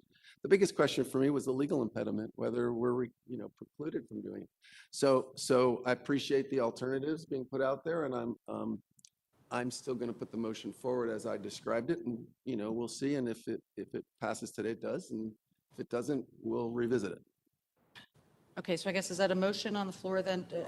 Well, we I think don't we'd, have a, Amendment, if that's the way you'd like to do it, yeah. I Patty? just weigh in, is there, so everything that Mr. Sadid really resonated with me. I think it'd be worth sorting out a couple of the issues that were raised here before we vote and, you know, we start figuring out a phrase. Do we just couch the phrase a certain way?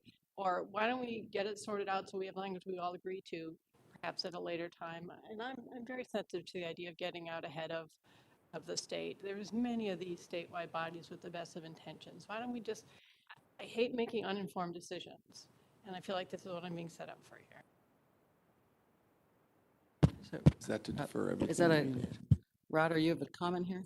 No, I just had one particular comment. I think I complimented the gentleman at our last meeting with respect to sort of the values proposition with respect to precluding fossil fuels. But there was something that my colleague also raised that has also jumped out at me, and that is with respect to women and minority-owned investment servicing. And so I would say I have no problem stepping out ahead of the, you know, where the Commonwealth may be, particularly if it is, we are leading with our values and with respect to this, right? You know, obviously the goal of advancing passenger rail in Virginia is to, one, you know, reduce the carbon footprint, you know, bring more people into, you know, the transportation system equitably. And so to the extent that we are going to step out on one particular value proposition without potentially doing some due diligence in some other areas, particularly with respect to women and minority-owned financial services firms, I think we might, to my colleague's point about maybe taking a step back just to ensure that we have some comprehensive language that incorporates the value statement that we're trying to make here. I think I'd be more comfortable with that, because I would like to be in a position where I am supporting a gentleman in his vote. Okay, Yeah. so I think where we are now, and somebody can please correct my parliamentary procedure here, but I think we would need to take a motion, have a motion to approve the investment policy in a second. And then I think if you wanted to make a friendly or an amendment to that, then I think we need to vote on that as well. I think correct in my steps. So, yeah. Clarify. So I feel like we have consensus of no matter how Mr. Fassett's motion may go, there is an interest and a desire to spend a little bit more time to figure out what the right language is and really get more information from all of us. And it sounds like that could potentially link up with what Mr. Pritchard was saying around a lot of this financial stuff is even kind of in flux. And so if we came back in December, we may have better financial information and investment. So I just want to say, like, is that a correct statement that no matter what happens with this, even if Mr. Fassett's motion doesn't pass, that's not that we're not going to bring this issue back up, that we'll still have opportunity to advance it? And so I think what I was proposing at least, and Steve can correct me if I'm wrong, I think we do need to get an investment policy in place. And I think that what I would like to propose at least is that we vote on whether we should go ahead and approve this for the time being, have the finance committee, Jay, you're also welcome to participate in that as well with some work by Steve and perhaps our investment advisors as well, to bring back some potential more well-researched amendments that could better reflect a more comprehensive set of policies that we could then consider then amending the investment policy with in the future. That was my proposal, as opposed to deferring a vote on it at this time. Any comments or questions? Okay, so what I'd like to do is first ask for a motion to improve the investment policy as it's been presented today. So moved. Okay, second? second, Um, this is to approve, and we have a resolution. Yes, we have a resolution here. Okay, Madam Chair? Yes. Yeah, I'm hearing what people are saying around the table, and I respect this. You know, I was intending to put it forward regardless, but the reason, by the way, I focused on fossil fuels because of the connection to transportation, and the reference to ESG in its more broad context was here in the way it was presented by staff. To me, that will become much more complicated, but I support exploring it. right? So at this point, what I would do is simply make a motion to operationalize what you just said, Okay. which is that this will come back in December with a fuller discussion, our finance committee and other interested board members and our investment representatives and so forth, to try to craft language that better addresses this last bullet around ESG investing / fossil fuel specifically. Okay. Is that fair enough? Okay. So that would be reflected as, Additional guidance or Additional, it's a motion to the thing. It's additional amendment to the guidance motion. as an amendment to the motion. Yeah. okay. Do if I need a second for that amendment? Okay, is there a second for that amendment? I'll second that. Okay, great. Thank you. Okay, so with that, Joy, would you go ahead and call the roll? Those in favor say aye. Those opposed say nay. Ms. Bulliver? I think you're voting on the amendment, right? Yes, voting on the amendment that specifies that we would bring this back in December with some more research from our finance team, and also bring this through the finance committee as well. So, with some proposals for some potential language. So this is the amendment that we would be voting on. Steve, do you have a question? Yes, if I may. This will be an amendment saying that we'll bring back a policy that's approved. Potential language that could be presented as an amendment to the policy. Okay. So we have a second for that amendment? Okay. So would you call the roll in favor of the amendment? Those in favor say aye. Those opposed say nay. Ms. Bulliver? Ms. Butler Painter? Aye. Mr. Caldwell? Aye. Ms. Dorsch? Aye. Mr. Fasette? Aye. Mr. Hall? Aye. Mr. Mormon? Aye. Ms. Moses Ned? Aye. Mr. Nichols? Aye. Mr. Sadid? Aye. Mr. Spore? Aye. Ms. Zimmerman? Aye. Okay, great, thank you. So now we have a motion on the table to approve the investment policy with the amendment as it was presented, so. Okay, Make a motion. okay, and a second? We already have that, okay. Do we need to vote on that again, or, okay. We already had that, so that vote, okay. Got the policy and the amendment, okay, thank you. Okay, No, I think you have to vote on So the we have to policy vote. now. We on just the- first and seconded it. We didn't vote Yeah, on you have the a first and approving the second. So we need to policy. vote Okay. on the amendment or on the main motion. as main amended. motion, okay, got it. Okay, that's what I thought. So if you could go ahead and call the roll again for the main amendment, main motion. Approval. Yeah. Those in favor say aye. Those opposed say nay. Ms. Bulliver? Aye. Ms. Butler Painter? Aye. Mr. Caldwell? Aye. Ms. Dorsch? Aye. Mr. Fasette? Aye. Mr. Hall? Mr. Mormon? Ms. Moses Ned? Aye. Mr. Nichols? Aye. Mr. Sadid? Mr. Spore? Aye. Ms. Zimmerman? Aye. Aye.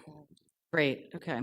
So we are now at 11 minutes after 12. What I'd like to propose, we have lunch here in the other room. Given where we are on the agenda, is 30 minutes okay for, or would you all like a little bit more time than that till? Okay, why don't we take a quick break for lunch?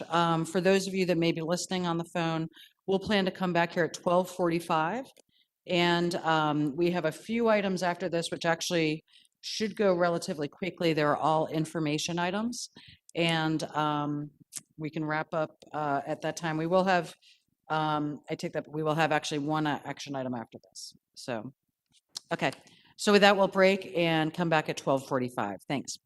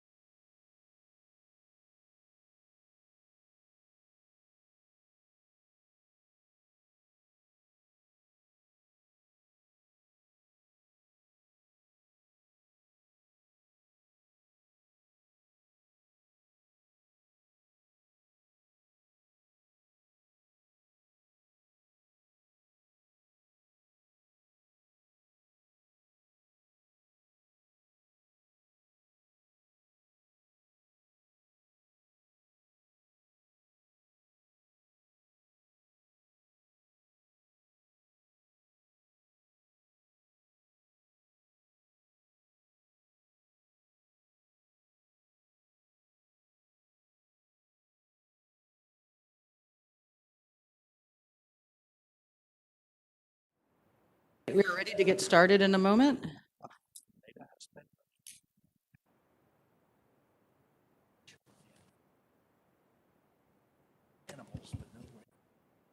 All right, thank you. Hopefully we have everybody back from on the line as well.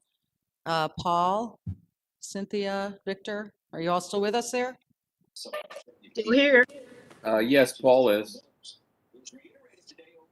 Sure. Okay, we've got 2 out of 3. So we're going to make we'll make a change to the order of the agenda again. What I'd like to do is go into a presentation related to the CSX Comprehensive Rail Agreement Amendment. And we're going to I'm going to ask DJ to walk through a presentation that we have here, and then for further discussion. So I think we're waiting for that to get pulled up in a moment. There we Perfect. go. Thank you. So if we go to the next slide, we're here to talk about a proposed amendment to the Comprehensive Rail Agreement. We're going to walk you through our District of Columbia land acquisition and some things that we found out since we started that. So if you go to the next slide, please, just an overview, as I think everybody knows by now and has heard 100 times, we signed this $3.7 billion agreement with CSX. And part of that was us acquiring the right-of-way from CSX from DC all the way down to south of Petersburg, Dinwiddle County. Part of that ownership would be north of Roslyn, the RO interlocking, to approximately Control Point, Virginia, which is basically the start of the tunnel that goes into Union Station. We would be owning all of that area. That area is critical for us to do the work we have to do in the district, specifically the Long Bridge construction. And as the slide points out, in December 2020, we had the legislation that told us we can actually construct Long Bridge on Park Service land. We've worked very closely just over the last few months. I mean, it's been a decade that we've partnered with the district on this, but Chairman Mitchell and I, just over the last few months, have met with the district government, with various high-level officials to make sure that this process goes smoothly. The entire Long Bridge construction project will require about 30 permits, of which we have 6 so far, and we continue to partner with them at the highest levels to ensure that that goes through smoothly. The schedule has some contingency in it, but as I think folks know, through the permitting process, we don't want to lose time over administrative things. So we feel comfortable about that, and we're in good shape. We are, if you go to the next slide, please, it talks a little bit about the district coordination. We're working on a memorandum of agreement with DDOT to talk about project partnership, coordination, funding, design, and construction. In fact, they've talked about putting money in their budget to fund their portion, which will include the Long Bridge, a brand new pedestrian bridge that goes across the GW Parkway, across the Potomac River, and actually puts you right into the waterfront area of the District of Columbia. And they will, we are planning for them to take over the operations and maintenance of that after the Long Bridge is approved. But as I said earlier, we've got 6 permits down. We need another 24 or so. If you go to the next slide, what we're looking for today and what we're discussing today is an amendment to the Comprehensive Rail Agreement that we signed when we first entered the deal. The amendment is only with dealing with the land in the District of Columbia. And the reason for the amendment is there is a less than clear trail of ownership for the property in the district between the railroad mergers and the different things that have happened in the district. CSX does not appear in the tax records as the owner of the rail corridor in all places. And we've got to work through those issues with CSX. It's a mess. I mean, literally, it's a mess. It goes back to legislation from 1901, where it was passed to Conrail and to different railroads. It's not entirely clear. In some cases, it's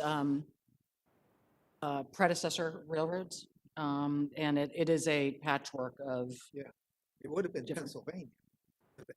Right, the VPRA originally that got across the river to.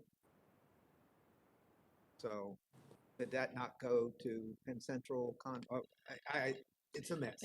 I'll say no more. Well, and can I just remind everybody that there's intention to move into closed session to discuss some more of the details regarding what's going on with this.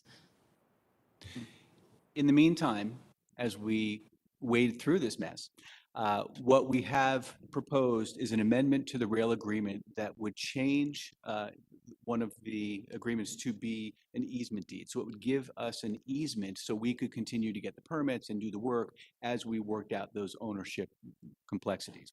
This would allow the project to continue to go forward. We could get a easement permit with that easement, which has happened many times, and not have this slow us up.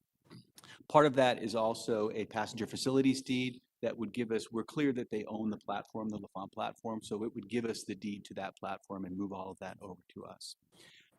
So those are the issues we're talking about today. If you go to the next slide, what would happen under this amendment is we would get an easement interest instead of the fee title interest for now, while the issue is being resolved, which allows us to perform the construction, puts us in a good position to move this project forward. It would also maintain all of the ownership rights that we have. So we're not giving anything up. We're just saying, as we work through this, give us the easement, and then as it's settled, we'll eventually get the fee ownership as we contemplated. One item of note, we've been working with the district on the permitting. Because they're not on the tax record, we have to make sure that the district is clear on how the permits are going to be issued. We do have precedent lowercase p, not in a legal term, where there have been other permits that have been granted for construction that CSX had only an easement. So we're confident that we'll get through this with them, but it's going to require close coordination over the next months and do that. So we'll talk a little bit more about this in the closed session, but what we're looking to do is finalize these three documents. One is the easement agreement, which gives us the easement instead of the deed. The second is the passenger facilities deed that gives us the Lafont platform. And then the third is just the modification to the CRA that contemplates those other two agreements. So that's what we're looking to get from you all in closed session today. What will happen is the first two documents, the easement agreement and the passenger facilities deed, are done and ready to be executed, with the understanding that we're finalizing the terms with CSX on the amendment. So that's what we're looking to do in closed session. Any questions? And we would like to go into closed session to discuss some of the other details related to this that are still subject to negotiation. So.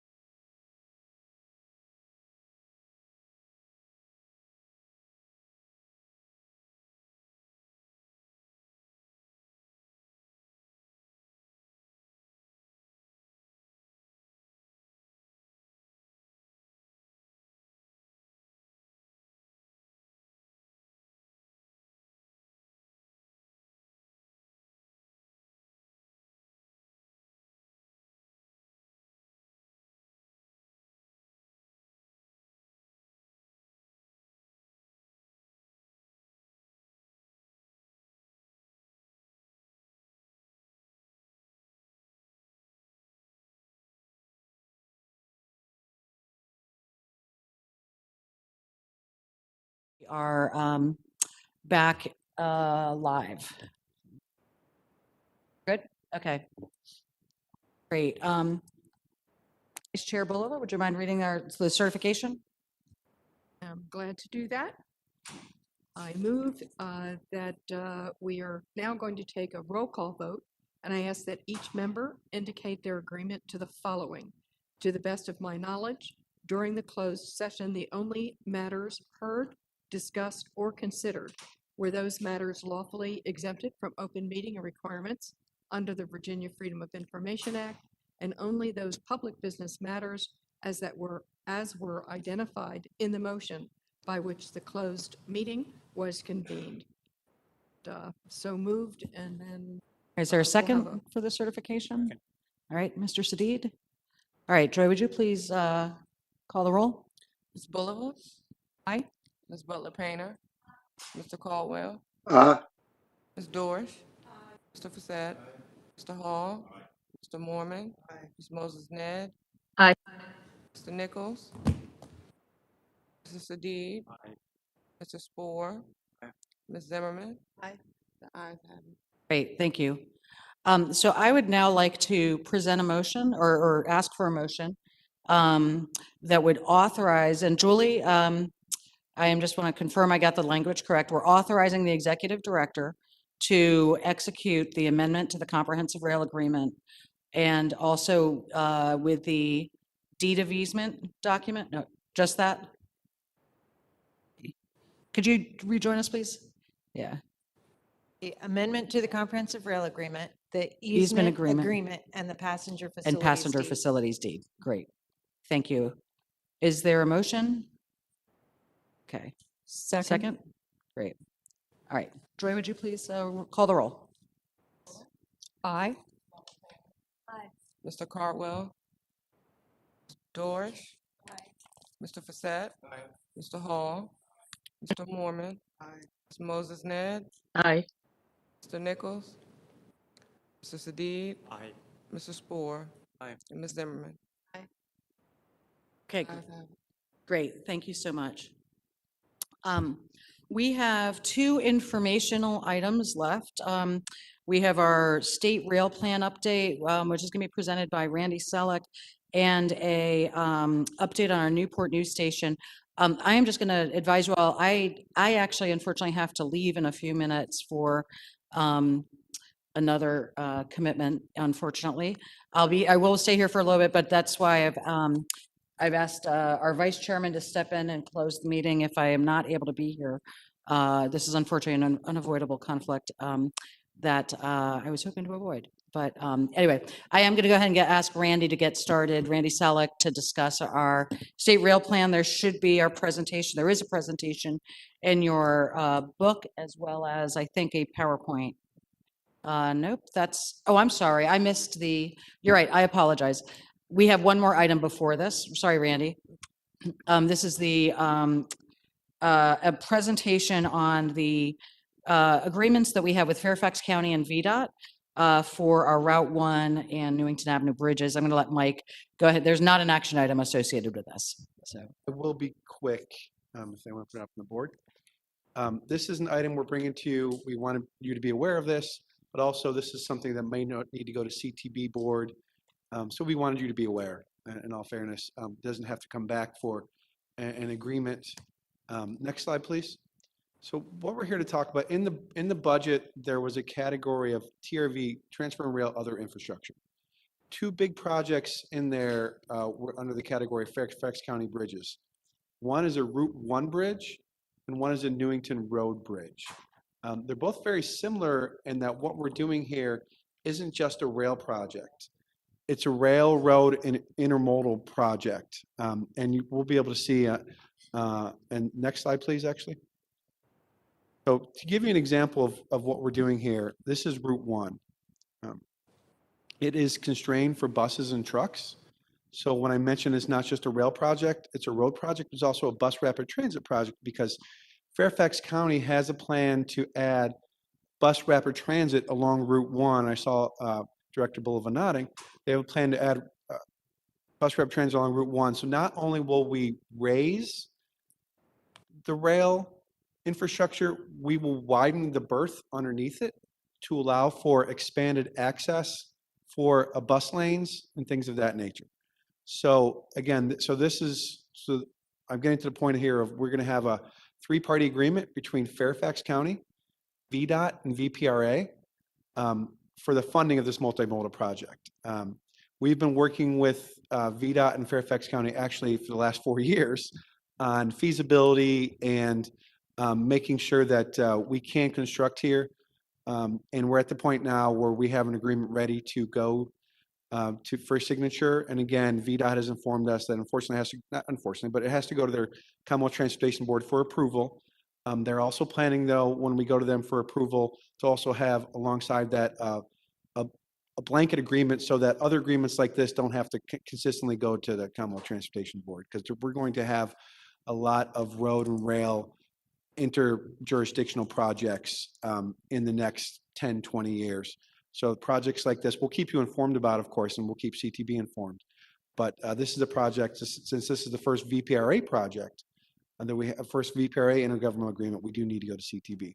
So I might not have followed my bullets, but I think you get the gist of what we're doing here. Again, we're increasing the horizontal and vertical alignment. This is not a qualified project in our comprehensive rail agreement with CSX, meaning we don't have to construct this to add more service. A lot of our projects, Long Bridge, Alexandria Fort Trek, we have to construct those to add more service. But so this is really something we're doing since we need to be out there and adding track. And in this case, we're not going to add just a third track, we're going to add a fourth track, because our ultimate goal, as we talked about in the past, is to actually get a 4-track corridor all the way from Washington, D.C. to Spotsylvania. So while we're in there adding one track, a one-track bridge, might as well add a two. So we're going to have the current, there'll be two bridges, each with 2 tracks. So we're planning on adding adding up to a 4-track corridor here at Route 1. Currently, it's a 2-track corridor. So before I move on to Newington, happy to take any questions. There's some additional maps here in future pages as well. So next slide. Newington, as you can see, is even more narrow.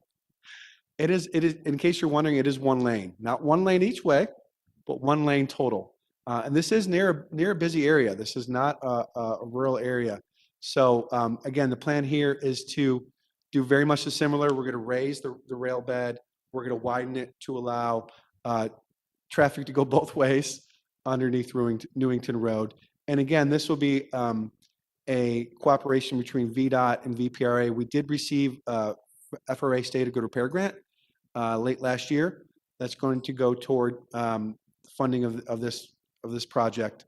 And I've listed the dollar amounts VPRA is putting in, and there's additional FRA money, and VDOT will be putting in money too. So we'll likewise we'll be taking to CTB, or maybe that blanket authority will allow us to execute the agreement with VDOT for this project. Next slide, please. I think there were some maps that might have been missing, but anyway, in case you're wondering, these are north of the Occoquan Bridge. The Route 1 bridge is pretty far south in the Fairfax County area. Newington Road is within our Franconia-Lorton 3rd track area. So Route 1 is further south of that, and Newington again is a little further north. So I've already kind of mentioned some of this. We've been working with VDOT and Fairfax over the last few years on feasibility studies, trying to determine the amount, the general, what we think the estimated amount of the project is that needed to be done. We did a little bit of engineering to determine that so we can come to an agreement. I will note that if the project increases, then everyone's share increases proportionally. So that was one issue that we were working through on the agreement. And again, we're waiting the approval of the funding agreement for Route 1. Very similar for Newington Road. We're still doing a little more engineering on that, but that actually funding agreement should be ready to go soon here too, in October. So we brought these to you so you're aware. If you hear about these, so you're aware of what's transpiring with VDOT. Happy to take any questions. I should say, sorry, VDOT and Fairfax County. These are both very important projects to both of them, to both VDOT and Fairfax County. Great. Thank you, Mike. Madam Rich? Chair, I'll just bring your attention. I don't know if you noticed it in some of the pictures, but it's really, those are substandard vertical clearances. And what we end up with quite often in the service area is basically trucks getting stuck under those bridges, and it shuts the whole railroad down, awaiting bridge inspections and stuff like that. So in the grand scheme of Right. things, very big deal, but on the day-to-day standpoint, those are, I think, 2 of the 3 on the Fredericksburg line that are the most critical in terms of being substandard. We do have one that's a 13-foot 1-inch vertical clearance south in Stafford County. So just emphasis of importance there from an operational standpoint as well. These projects are important. You, looking at especially Newington Road, you would never guess that that was in Fairfax County, you know, in an area that was, you know, it's populated and lots of traffic. So this will be a win-win situation for both projects. And no action required on our part. Correct. No action, but we wanted to advise you, these agreements that we would enter into at a later date. So, great. All right, thank you. So next we have the state rail plan, and I'm going to ask Randy Selleck to come up and give us this presentation. Thank you, Madam Chair. Hopefully everybody can hear me okay. So I'm Randy Selleck, Rail Planning and Environmental Manager at DRPT. I'm sitting in for my supervisor, Emily Stock, who's our Manager of Rail Planning. She's in Milwaukee at a conference, so I'm filling in her very large shoes. Don't mean that in a bad way. Next slide, please. I'm just going to go through the agenda very quickly. We'll cover mainly plan structure, the policies, and then the initial freight findings. We're still crunching the numbers for the passenger rail data and analysis. And so we plan on, this is the first of a number of visits to the board here on the state rail plan. So we'll be back as we develop the information and as the state rail plan progresses. Next slide, please. The plan process has really 3 phases: the visioning, alternatives development, and refinement. At this point, we're sort of we've gone past the visioning phase. We're into the alternatives development really, and actually putting together a list of projects. And so we're working with the railroads, with the other stakeholders to go ahead and put together a project list for the state rail plan. For public involvement, we've had 2 surveys so far, both for visioning, just a general visioning survey, and for the Commonwealth Corridor study specifically. We've also had stakeholder meetings, as I mentioned previously, and we did have a public meeting, a general public meeting back in May on the state rail plan and the visioning process.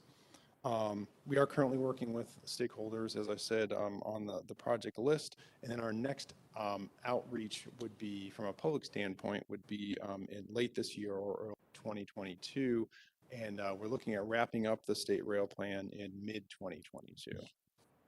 Next slide, please. Just an overview of the plan and how it's related to VTrans. The state rail plan aligns with VTrans goals, which kind of creates the larger framework statewide. The state rail plan was adopted in 2018, the last one, although it is the 2017 plan, hence the timing. It's a 4-year cycle that FRA has determined to update the plan. And FRA, and this is fairly recently within the last 4 or 5 years, has come up with a framework for these plans so that you can actually compare from state to state and look at data as far as the rail planning goals and objectives. And of course, new to this iteration of the plan is we will have to do this in close coordination with VPRA. Next slide, please. And also just a little bit more explanation. Again, VTrans forms that overarching sort of framework statewide for planning, and the state rail plan dovetails in underneath that and serves also as more of an implementation plan for those projects that are identified during the rail planning process. Next slide, please. So the plan structure, have your rail system overview or existing conditions, essentially, sort of how Virginia plans for rail, both at the VTrans level and with the RPT, and then focusing on the change and what's changed and what hasn't between the last rail plan and the current rail plan. Of course, some major changes at the state level in Virginia. Of course, lots of data collection and interpretation that's going on, and then analysis of that data, the vision, goals, and objectives, which will help to shape our project lists and also our policies that we'll be developing, and I'll speak more to that later. And then also, the plan will include a service development plan, which will look at a 20-year, less than and greater than 20-year time frame. So this is sort of a post-transforming rail look at what the service might look like and then needs that we might identify in the Commonwealth. Next slide, please. Just going over the structure of the plan itself, it's going to be, we're kind of embarking on a new thing this time around as far as the structure. We're going to have an executive summary that's going to kind of form the hard copy of what will be distributed, but that's going to be accompanied by what's called a story map. This is something that's GIS based, that people can go online, and as you step through it, it's a lot of interactive information, maps associated with different portions of it, and so it sort of provides an interactive experience on top of the written documentation. Going through the sections, the vision, goals, and objectives, we'll look at freight and passenger rail. Where are they going? What are they doing? What are the trends? Again, going back to how Virginia plans for rail, looking at the larger VTrans and the DRPT state rail plan. And then the Virginia rail system overview, again, looking at those, what's changed since our last plan? What's the infrastructure that exists in the state? How is that changing with the projects and the programs that we plan to implement? And then ridership and freight usage and trends as well. We'll also be speaking to the 3 General Assembly studies, Bristol, Commonwealth Corridor, and the Bedford study and the results of those studies. Next slide, please. We're also going to do more to define policies in the state rail plan. The goal is to come up with, and what's here on the screen are just probably a few of the many that we'll need to address. Previously, Virginia was in a position where we were really doing these plans without an implementation part or active part in that implementation. Now that we have VPRA, we have Transforming Rail, we're actually taking that infrastructure that had been planned and also have a way to actually implement it. And with that, we have a whole host of responsibilities. Climate change policy is one that's kind of bubbling up a number of different fronts at the state level. Things to address like resiliency of infrastructure, the emissions, greenhouse gas emissions.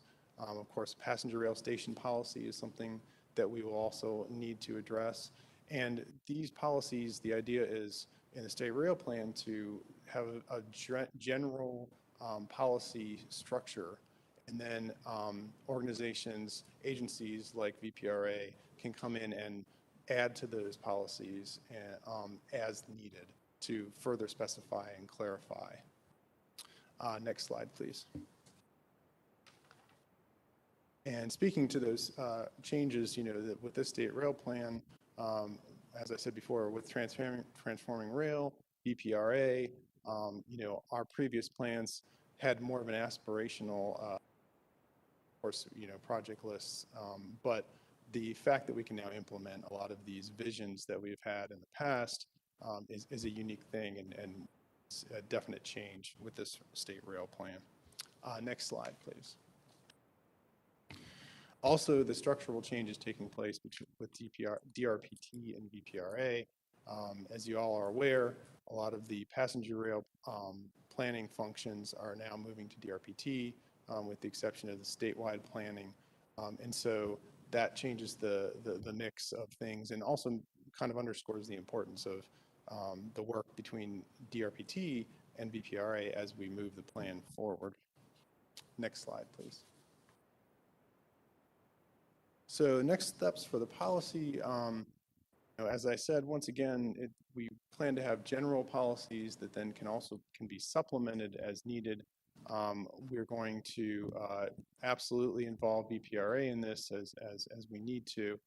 Policies ultimately go to the CTB, and then many of them will be carried out by VPRA as they move forward. Next slide, please. Taking a closer look on the freight side, we are looking at some of the freight data and indicators. One specific one is potential demand by sector. And what we wanted to do was look at industry-related factors and see what future demand for rail services might be. And we're doing that by looking at generators of rail traffic and freight traffic. And just, because businesses are more likely to use rail if it's something that's in proximity. And the goods that they produce, of course, are something that are transportable by rail. We used a data product called Data Axle, which sort of aggregates data and then brings it to a level that we can use it and publicly display it. Then this map on the next slide, please. Excuse me, what's in that card over there? That's stone. That looks like stone, yeah. It does not look like coal. Just kidding, you might not have been here. Oh, okay. And so this map is an example of, that data aggregated and created or simplified to the point where we can display it publicly. This is an example of the kind of things that we'll be able to show in that story map, where individuals will actually be able to go in and look at, and this is a hotspot map showing the areas that have higher potential trip generators. So lots of great data and lots of great analysis that can be done with that data. Next slide, please. Then looking at freight rail trends and forecasts by commodity type. So this is kind of an interesting metric and analysis. Looking at this data, we see a decline in the volume of rail, or the tonnage of rail moving, but not necessarily the volume. And part of that, and I just skip to the next slide. This, which is awfully difficult to read, and I apologize for that. At any rate, what we're seeing is that there's a shift from things like coal to intermodal rail. So while tonnage is dropping, the actual amount of train cars is staying the same or even going up.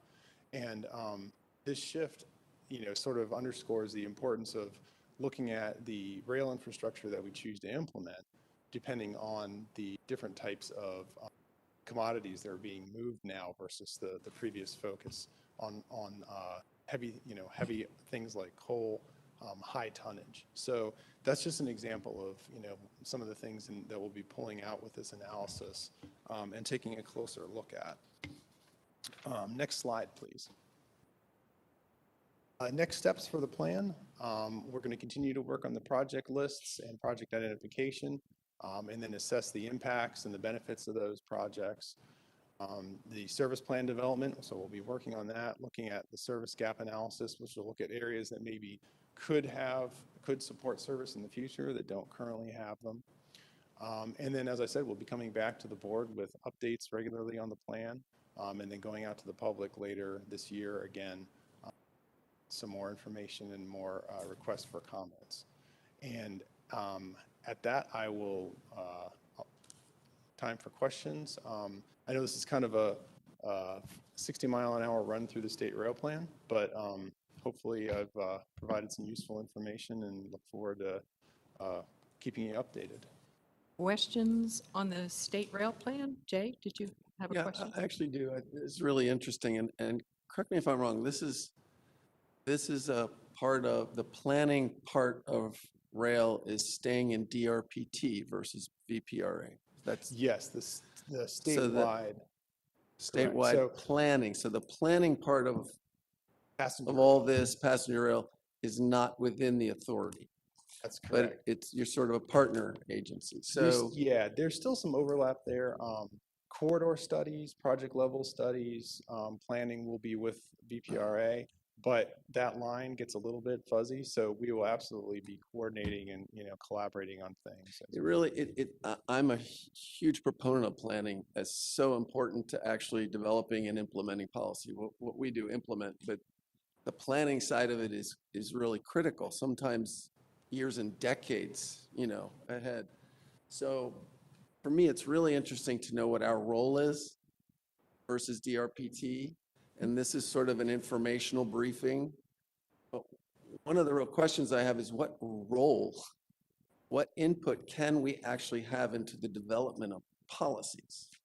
Yes, well, and I think VPRA, because so many of the policies, some of the I would argue some of the most high level and visible ones, like station stop policies, like the climate change policy, are going to be tied to VPRA because, VPRA is running the service, is owning the infrastructure, is building the infrastructure. I think that, we're going to have to work very, very closely on those.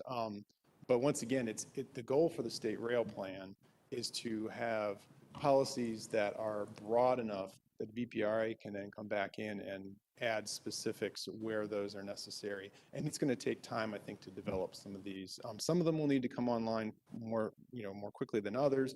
For example, the station stop policies, Americans with Disabilities Act compliance. That's something that I've worked with DJ on trying to get that going because that's critically important. So some of these things have different timelines, but so the list on page 8 of these policies, where you mentioned the climate equity, multimodal, passenger, rail station, and others, they're not all to be done by spring 22? Well, the framework will be. So identifying the policies, identifying maybe some ways to attack those policies, starting to put some meat on them. But really what you're going to have is more of a framework. And then those can be filled out, by VPRA, by others. So they'll set the overarching broader picture, and then our authority can add some meat to those bones, but ostensibly to be consistent with the state rail policy. Yes, sir. Or this range. So again, then I get back to the question, even at that higher level, as an authority, it might be helpful to know, DJ or others, sort of what a little more explicit timetable and where our board would have direct opportunity to comment and provide input before CTB adopts something. And I know our staff will be talking regularly, but I'm asking about the board level input before CTB might adopt something. If I can, Randy, and correct me if you disagree here, that I think that's a great point, and we do not have that timeline in place. I'll add more complexity to this conversation and say that in the 9 policies that you see here, we actually have sub-bullets under many of these big items that say, hey, we need more specific policies. Some will be DRPT, some will be VPRA, some will be all of us together. So there's a lot more work that has to go into this. Economic development, for example, there are 2 or 3 bullets underneath that we envision separate policies. So I hate to say this to the board, more information to come, but this is evolving and we'll have a time frame in place as we really flesh out some of these sub-policies that roll up to these topics. I know I would appreciate it, and that's why the structure of the process going forward might be valuable. And while our board as a whole should have ultimate ability to take a last look, there may be ways of setting up smaller groups of people who have a particular interest in areas to weigh in before it even comes here, so that everyone doesn't have sitting through the same kinds of things as other people may be interested in. That's fair. That's good feedback. Sure. No, I think that's a great idea, and that's something I'll certainly take back to Emily, and assuming that we'll come back before the board in December to figure out some way in the interim to make sure that the board is engaged in it. So. And I'd just piggyback on that. I would love that. I'd welcome that. That would be great to get that further detail. And I think it's not just what we might want to input into that, but hopefully if you're having a inclusive process, there are things coming up that would be good for us to hear as we're thinking about our own pieces. It drives me a little bit crazy that government, we have all these silos and we're like zooming along in our silos. If we talk to our neighbors and say we're on the VPRA, they'll probably ask us, well, I mean, they probably won't ask us about the state rail plan, because really, how many people are following the state rail plan? Sorry, my nerdy friends and my nerdy neighbors as well. But the point is, like, the public sees rail and they don't know which entity is responsible for what little thing. So the more we can kind of coordinate and sync up, I know I'd have an interest. It'd be really helpful to kind of think through some of those things.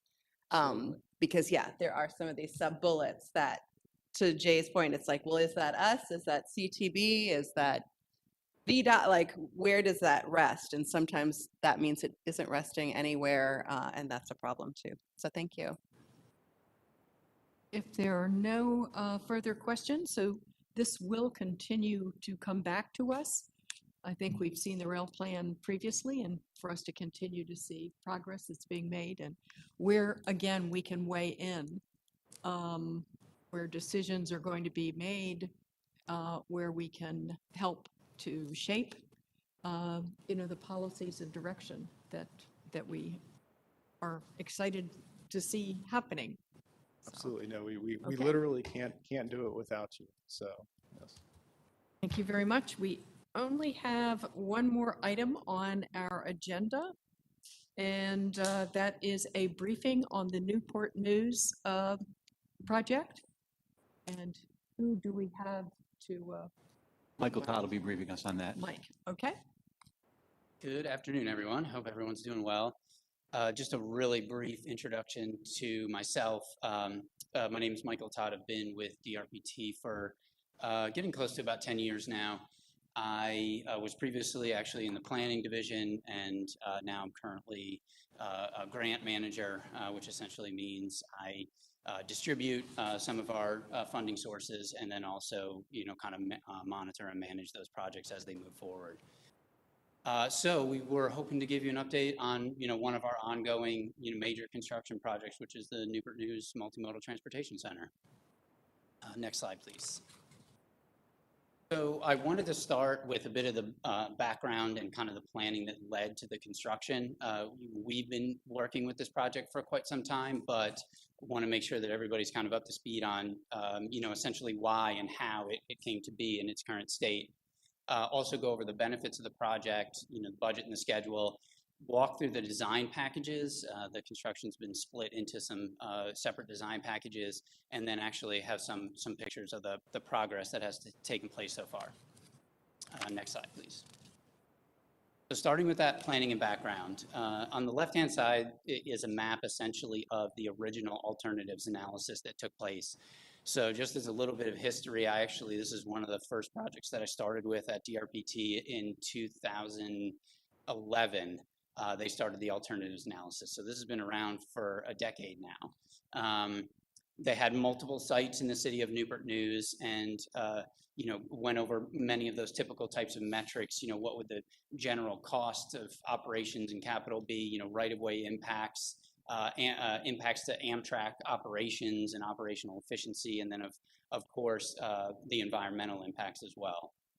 And ultimately, the location that was preferred by the locality was the Bland Boulevard station. That is the station that's actually the farthest north on that map on the left, and it's kind of zoomed in on the map on the right at that specific spot at Bland Boulevard. Next slide. And so going into the design and location benefits, on the top there is actually just a little clip from our engineering plan sheets. On the left-hand side, it kind of shows the turning Y that parallels Bland Boulevard. So essentially the Amtrak train can, come in from the west, back into that Y to turn around and then get, right facing to go back to Richmond the following day, as this is the end of the line for that route.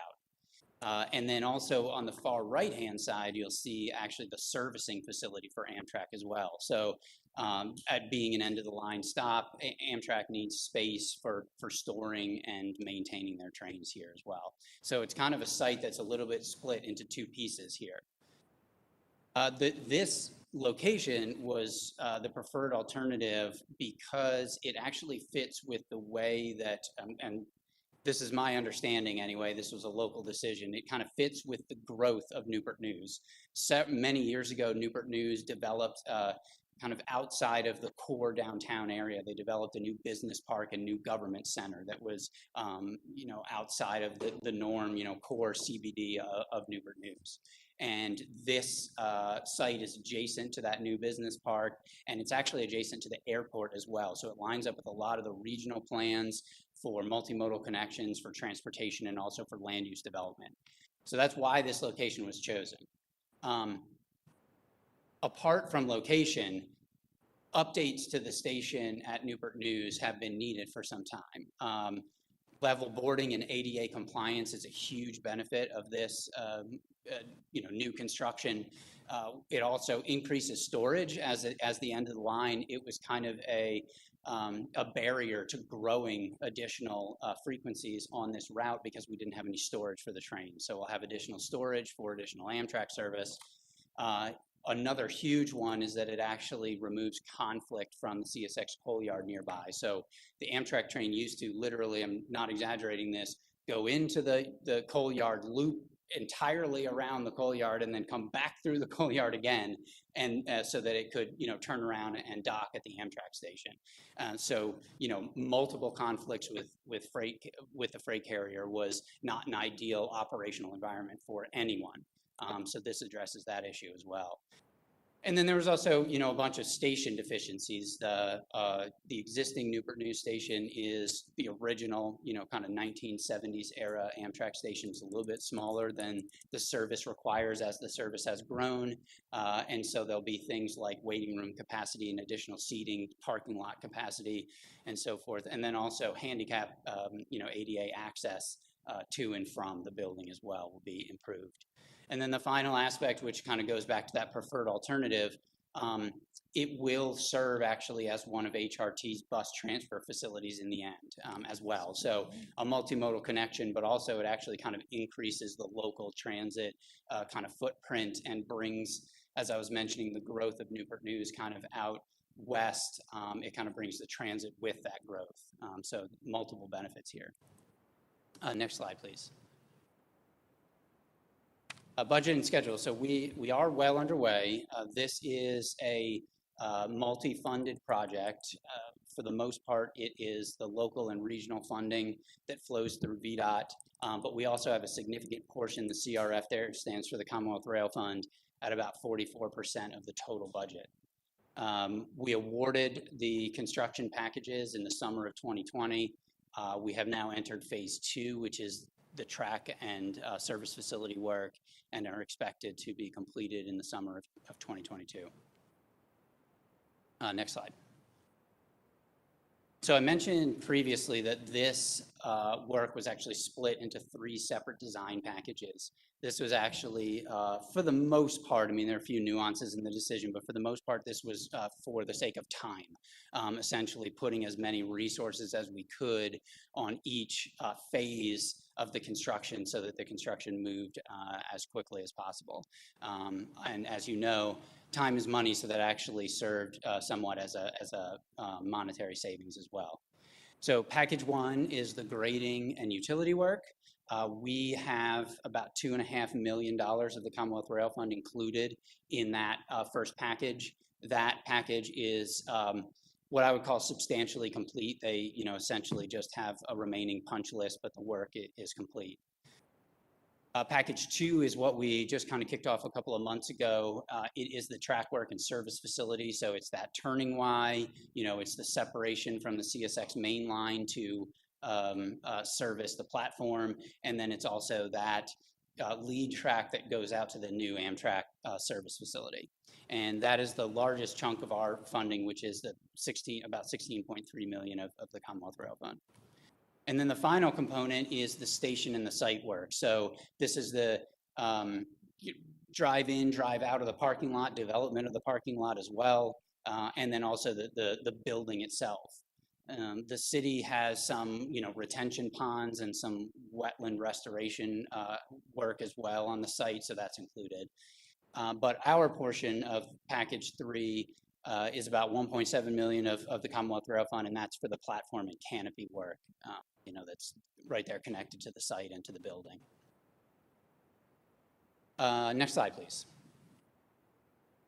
So then the remainder, actually, I guess, yeah, that would be a good place to pause. The remainder, I just wanted to show you a few pictures of the progress. So perhaps this is a good time to pause and just ask if there's any questions about, the project itself, the details, how we got to where we are now, or anything of that nature. Any questions? If not, One thing I was mentioning this to DJ when we broke for lunch. I think it would be great to know some of the DBE targets that have been hit on some of these different contracts and like who's getting the contracts and things. And so it would be great. And it sounds like we have a potential site for a 2022 board meeting. So yeah, we can absolutely do that, of course. Yep, absolutely. So I have essentially the next few slides are kind of a series of pictures of, we went out and took pictures in July of 2020, then December, and then just recently in August of 2021. And I know these are not the most awe-inspiring construction pictures, but for anybody who's been in it, essentially what you see in July is we haven't touched anything yet. So this is the just kind of, what it looked like previously. In December, we were essentially doing all of the staging for the utility work. And so all the things that you see there, all the piping, all the fittings, everything is now, when you move to the third picture, that's now underground. So it's not like we've moved it, we've actually installed all of that utility. And that's an amazing amount of earthwork and amazing amount of infrastructure that's been put in place. And so again, I know the pictures themselves aren't maybe the most awe-inspiring, but it is a considerable amount of work that's taken place. So this is just when you're literally, I was standing on the bridge of Land Boulevard looking south, took some pictures. The next slide is I just turned around and went to the other side of the bridge. And so now you're kind of looking, you can just barely see the track off to the right-hand side. And so again, it's just before we touched it, the piping infrastructure that we put in the ground for August. Next slide. Again, same, just under the bridge. So we have, before we touched it, the infrastructure that was needed, and then now it's in the ground in August. Next slide. And then finally, I just wanted to leave with, we're still in early stages, but we have moved to actually, building the track and service facility infrastructure. So we kind of did that clear cut to make the connector path. As I mentioned before, this site is really in two kind of different locations, one where the building is going to be in the platform, and then one where the service facility is going to be. So we have to have a connector point between those two. So we've made that connection point, cleared out the area to put in the service facility, and now we're starting to stockpile and stage the pilings and the infrastructure that's needed for the service facility. Next slide. And that is it. And so that is, just for your reference, a rendering that was used in the public hearings. It kind of looks like a little bit of a Y shape, and that was on purpose, as they wanted to make the connection with the airport. So it kind of looks like a plane's tail wing. And so it was kind of on purpose that it was designed that way. that is awe-inspiring. That's beautiful. Any questions? Excellent presentation. Questions? All right. Thank you very much. Thank you so much. Take care. Okay, that brings us to the end of our agenda. Anything else to be brought before the authority? If not, the September 28th. Yes. I thought we had. Oh, yeah, I can You do that still- real quickly. And again, most of you've Bruno. seen the press on that. Okay. Horrible accident. We had 146 of our customers in transit and 16 of our employees. When the derailment happened, it was late Saturday afternoon, early evening, and we had 4 cars on their side and several others leaning. three of our customers killed and died at the scene. Was extremely saddened by that, obviously. Our top leadership all arrived out there Sunday morning, and they remained there on site. The NTSB obviously taken over the scene, and they're investigating the cause. And, we're not going to speculate at this point what the cause of the accident was. That we will find out from them what it was, and then we'll take whatever corrective actions they recommend.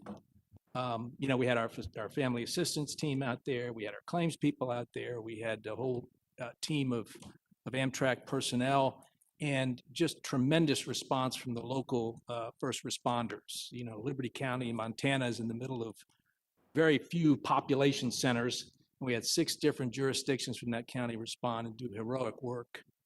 We had about 60 people injured, including 2 of our employees. All have been released from the hospital.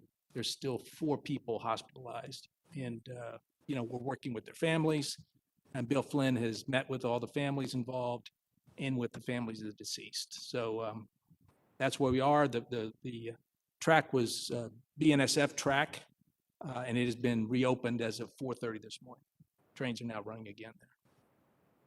Thank you, It- Bruno. Must sure. have been just horrible. Must have been just It awful. was.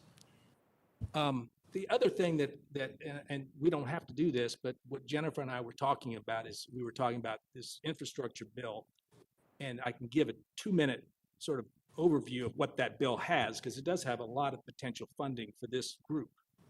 Is there? Sure. The infrastructure deal that's been talked about is really 2 pieces. One is an bipartisan infrastructure deal that was passed.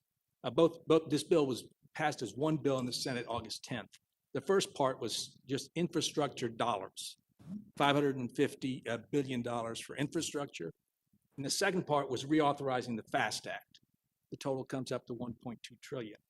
The infrastructure money is appropriated money. It's 5 years of dollars, and the dollars would come in equal increments. For rail, there's $66 billion for rail projects.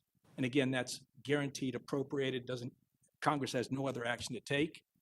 22 of that, $22 billion is for Amtrak directly. 6 would be in the Northeast Corridor. 16 would be in non-NEC. And those dollars are largely for, I would say, dealing with old things. It's anything from replacing fleet, taking care of state of good repair issues, stations, and other obsolete technical items. There's $36 billion that would go to the FRA for grant programs. $24 billion would be, not more than $24 billion would be for the NEC, and that would be dealing largely with the major infrastructure projects that the Northeast Corridor Commission has identified, things like the B&P Tunnel, the Hudson tunnels, things of that sort. And then at least $12 billion would be on non-NEC, and that could include corridor growth and corridor development. Then there's $5 billion for Chrissy grants, which we're all aware of, and $3 billion for dealing with grade crossing issues. So that's what's happening. It's scheduled to be voted on Thursday, which is when the FAST Act expires. So we'll see what happens. Obviously, the competing political issues involved with reconciliation may yet thwart that actually happening. Meanwhile, the government's got to figure out a way to stay open too by the end of the week. So that's where we are. But from a standpoint for opportunities for rail, as you're well aware, Mike, it's got tremendous opportunities for money that's there that we don't have to wait for or have Congress take any action. And if I can, one interesting note, I think we've talked before about core capacity as an FTA program. One thing that core capacity, new starts, and small starts has is multi-year funding opportunities, multi-year grants that stand the test of time. Doesn't matter if it's signed in X administration. When it's signed, it's honored through the next administration.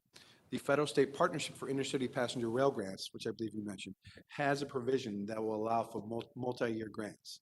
So right now, it's kind of feast or famine. Sometimes you go into certain grant cycle and you may not get anything for years, even though you have a great project. Well, if you have a great project under this federal state partnership for issue grants, and it's a huge dollar amount with advanced appropriations, it's a total of 43, almost 43.5 billion. It's hard to believe that number's that high.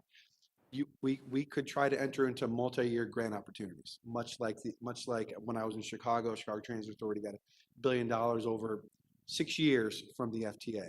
So for some of our programs and projects, especially for phases 3 and 4, and other projects coming down the pike with the CSX agreements, or even with, we could even work with some of the agreements we have now, we could try to apply for multi-year grant opportunities. I hope that makes sense when I say multi-year. It's you're not just giving money in 1 year and then you might not get anything for years. If you have a great $2 billion program of projects, you can apply for it and you can enter into a grant agreement that'll be long-term.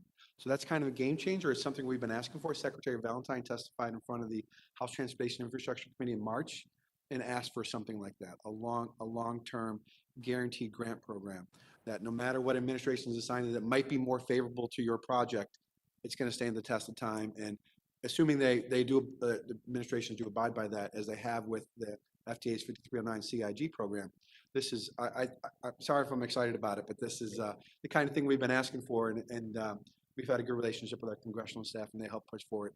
I've heard good things from various people on various committees that said Senator Warner, Senator Kane were bulldogs in getting some of these provisions in there. So kudos to them as well. Thank you.